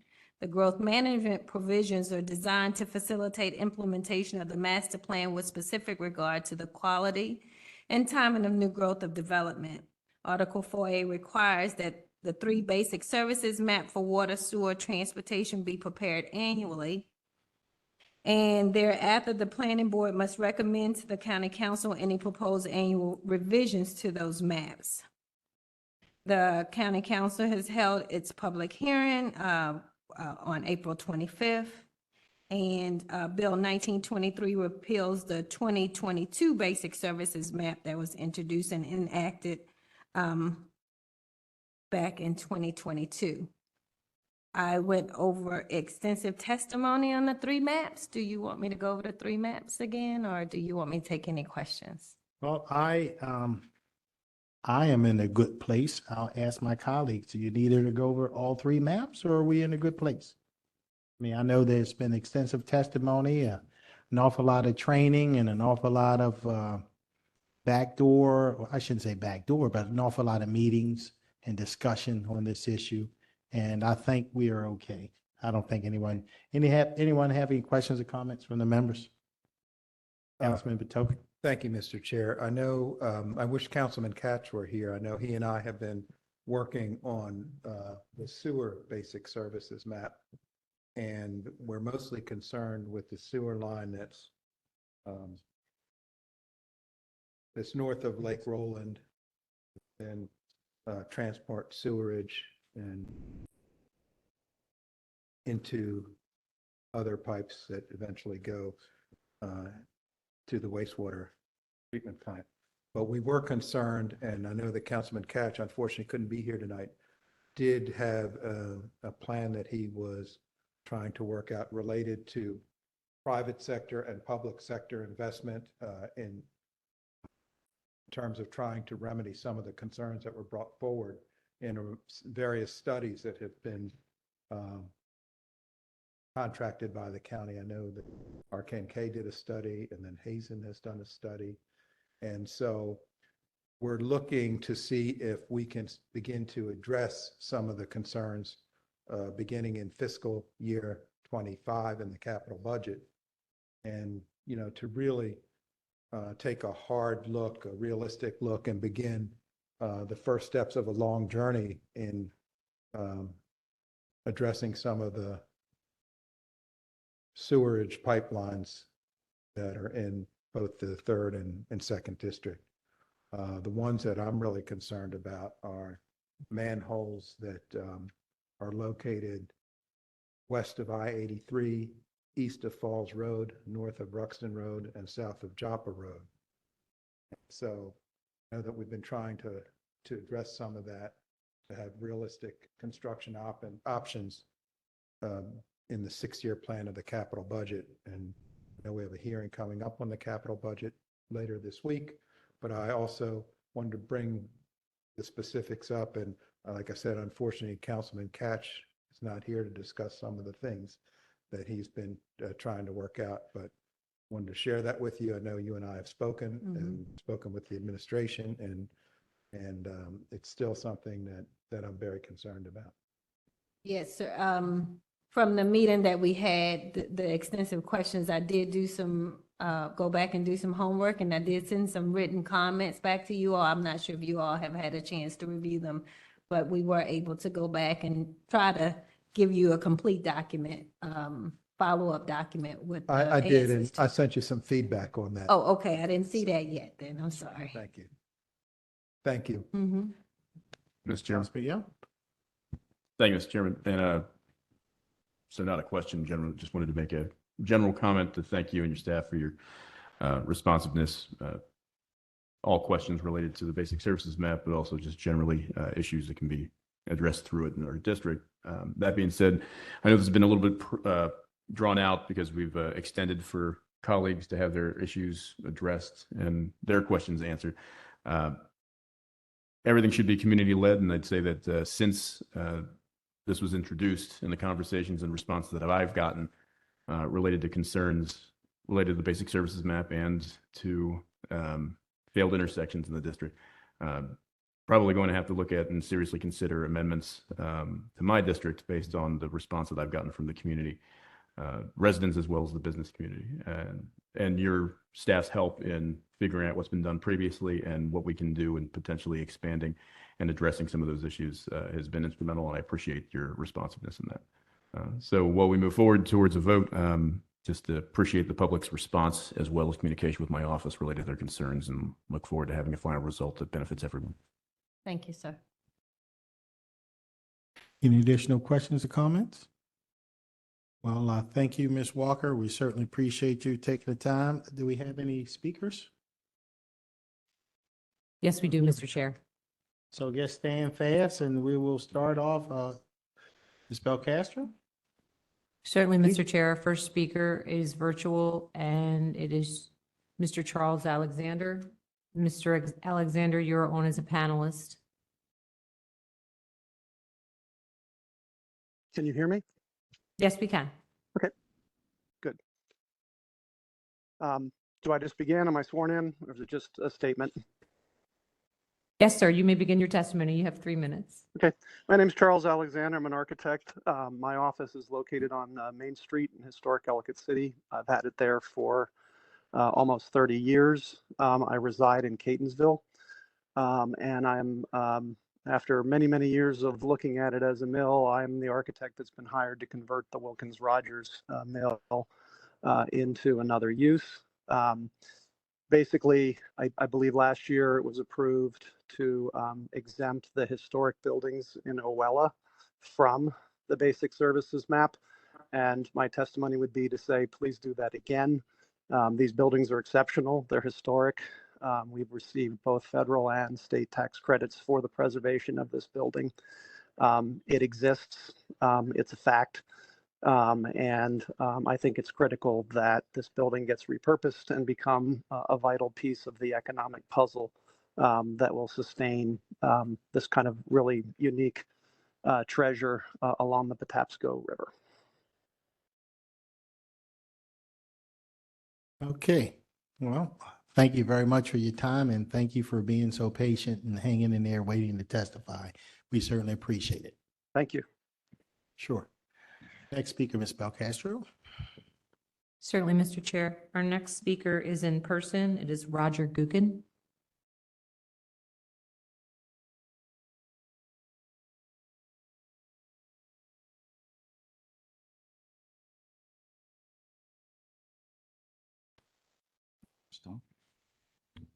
Thank you, Mr. Chairman and council members. I'm sorry that Councilman Koch can't be here. I hope Ryan can show him this on video. My name is Roger Gukin. For the record and context, please refer to my April 25 written testimony opposing this bill. After my testimony, Councilman Koch asked me to come help him understand this complex issue. I agree this discussion about sewer capacity and condition assessment is confusing for everybody. I think it's intended to be so. Anne Arundel County manages capacity with an allocation system that is clear and assures developers of connection approval. Professionals can manage departments well if they are not undermined by our lawmakers. Coincidentally, we see today that Howard County School Board professional planners, not politicians, determine capacity. Howard County is way ahead of Baltimore County school performance in part because professional planning commits to the spirit, intent of the adequate public facility ordinance. Please read it. It applies to you, to all of us. Discussing rainwater leakage into the sewer system during storm events, Councilman Koch asked me to use county data to document my statement that the RKNK data indicates leakage into the sewer system in the 42-inch Jones Falls interceptor is 30 million gallons a day in a 20-year, 24-hour storm. For context, we recently completed Headworks project, adding capacity by temporarily storing 36 million gallons of surge and rain events. That cost $430 million. I think you paid half. The question from Councilman Koch gets to the heart of the matter, so I re-examined the hundreds of RKNK data tables. Each one has 300 to 500 data points. There's hundreds of them. Mr. Koch, speak as if you're here. I have been looking at these data tables for 7 years. Sometimes a fresh look reveals more information. I discovered downstream from Lake Roland Park, prior to the connection with Baltimore City, I see a 42-inch pipeline segment, number 76N and 75, is laid backwards, constricting capacity worse than the 6882, 683 segment that is also laid backwards. That segment was specifically mentioned in my 2017 Planning Board and Council testimony. It overflowed in August 2019. Since I wrote this, I discovered in Ruxton, manhole 6928 is 298% over capacity in this 20-year storm. Councilman Patoka, that may be your district. Keep going, just, I'm almost done. Thank you. The direct answer for Mr. Koch, comparing dry weather pipe capacity tables in here. Excuse me, I lost my place. In a 20-year, 24-hour storm, comparing that to dry weather pipe capacity tables between these two manholes at the city line, 76N and 75. The Appendix 5A tables show dry weather peak flows of 10.6 million gallons a day and 42 million gallons a day in a 20-year, 24-hour storm. That difference suggests 31.5 million gallons a day leaks into the system in a 20-year, 24-hour storm. Climate change is bringing larger, more frequent storms. Director Walsh wrote an article about that. It's true. We rely on you, our elected officials, to use your power to demand adequate public facilities, find the strength to reinforce them, and resolve the inadequate funding of them all.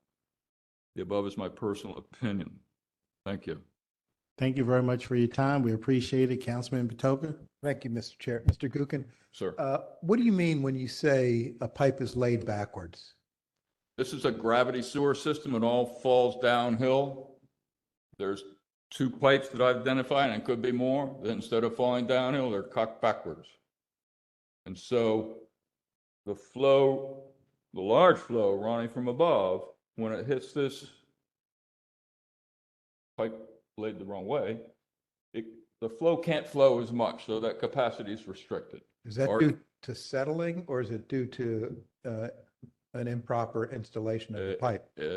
You can't tell from now. So it could It be appears one- original construction because the the high-end invert is connected. They're not shown as separated in these condition reports. So it appears to be original construction. Either way, you can't push sewage uphill. It's a restricted capacity. It's a constricted place. There's 2 of them below the dam. There's this one I just discovered upstream in Ruxton. 300% capacity in a 20-year storm. We have very large storms now, more than 20 years. But this is all the data we have to look at. Okay. This is county data. Thank you, Mr. Gookin. Yes, sir. Yeah, I'm not an engineer, Yes, sir. but I rode a lot of roller coasters. Downhill. And I guess it depends on how much of a headway you get coming downhill to how far up you'll go. Oh, exactly. It slows down, it It's- swirls, it yeah. constricts, and so they say it's less capacity. Right, but it will go up there because They water's make they make non-compressible. siphon systems that'll drop 100 feet and go under a river and back up 80 feet. And it works with the right design, the right equipment. Okay, But this is a gravity system and it's not designed that way. all right. Thank you very much. Yes, We sir. Appreciate you hanging in there. Thank you, sir. Sharing this information with us. We appreciate it very much. Next speaker, Ms. Belcastro. Certainly, Mr. Chair. Our next registered speaker was Sue Ellen Grove. She messaged me and was unable to stay on to speak. However, she wanted to speak in favor of the project in Ellicott City on Frederick Road for development of the Wilkins Rogers Mill into luxury apartment homes. She feels this would be a wonderful addition to the community, and she will send her comments through email. Fantastic. Our next speaker is Tom Rogers. And Mr. Rogers, you're on as a panelist. You may begin your testimony. And you can turn your camera on if you like. Yes.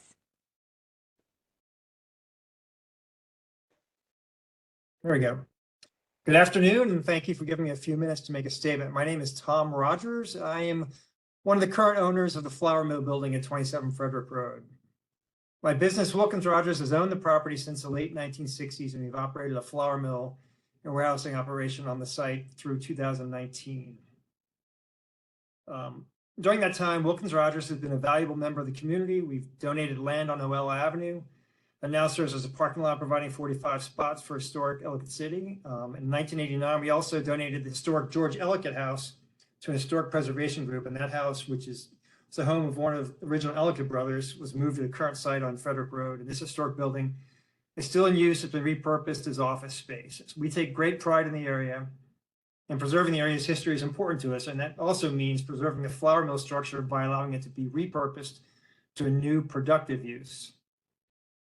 As situated, the building at 27 Frederick Road has no future use as an industrial site. And the mill is not, if it's not redeveloped, it will sit vacant and probably continue to deteriorate. I understand that industrial developments are exempt from the impacts of the basic services maps, but this site will never be used or zoned for industrial uses in the future. I also understand that the intersection of Frederick Road and South Rolling Road, which is 2.5 miles east of our property up in Catonsville, has been deemed to be failing. But I really question why the Department of Public Works has drafted a map that includes the historic Ellicott City area and the failing traffic shed, since from my perspective and my experience, most of the traffic in the historic area comes and goes to the west into Howard County and probably does not affect significantly the intersection in question. Finally, I would like to reiterate that if the flour mill site is not redeveloped, it will sit vacant and deteriorate, probably attracting vandalism, maybe hurting property values.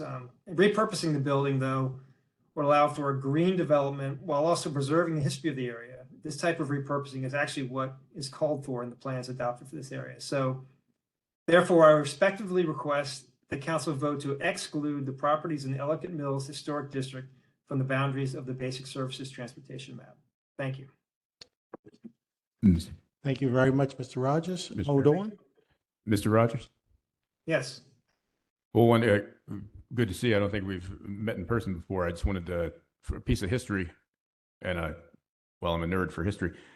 You're the last active industrial site / mill on the Patapsco River. Is that accurate? One of the last ones? That's possible, yes. Yeah, I was just back in the day. There were plenty of mills along the Patapsco River. Growing up on that side of town, always know that it was active, and now that obviously you're closing for economic reasons. And There are various mills. There was the Dickey Mill upstream. Right.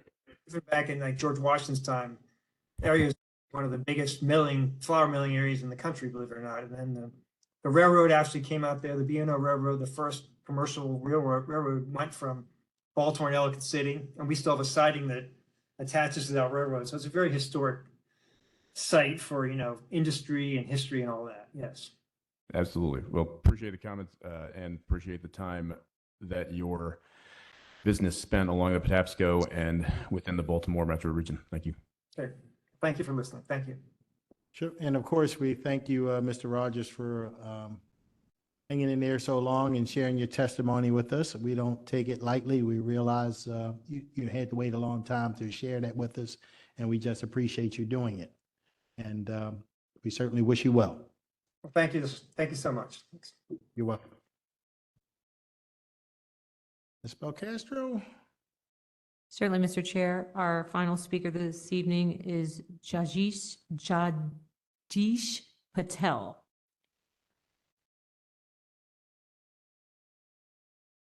Mr. Patel, you can turn your camera on if you like.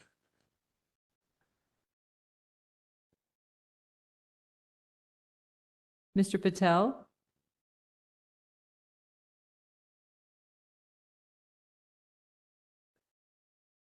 County Council calling Mr. Patel. Baltimore County Council calling Mr. Patel.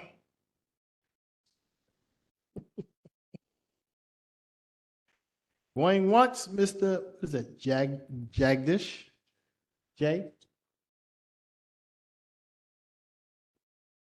Jay? He's on. You want to text him?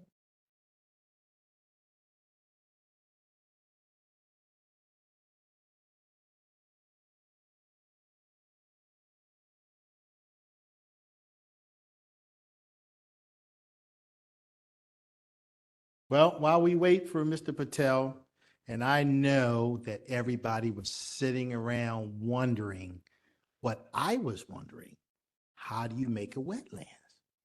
Well, while we're waiting for Mr. Patel, just know that you go to the National Wildlife Federation. They have a whole section on how to make a wetlands.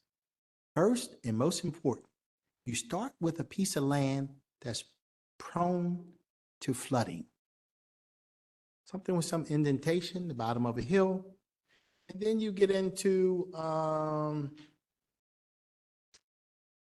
you fill the plastic, you scope the top of the dirt off, you fill a plastic liner with hollow 2 inches of pebble, followed by 2 inches of layers of peat moss, coarse builders, sand, and roughly chopped sod, top with and remove the soil enriched with composited material, shredded leaves, and more chopped sod.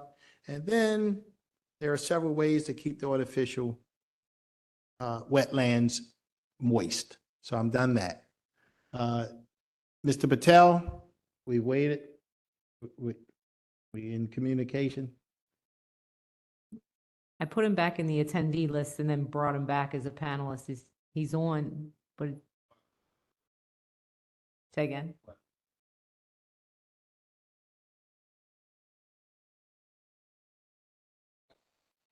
Okay, fantastic.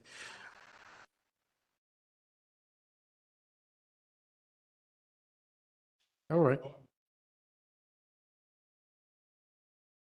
Okay. All right, well, it's been a long day. We appreciate everybody hanging in there and Everybody have yourself a wonderful day. Get out and enjoy a little bit of this sunshine. And our next meeting will be the deliberations. Mr. Chairman, we have more budget hearings. Oh, right, for us. Tomorrow. And then the next meeting of the council will be a virtual meeting at noon on Thursday. That will be the council's budget deliberation. Yep. All right. All right, thank you, everyone. Have a great night. Thank you, sir.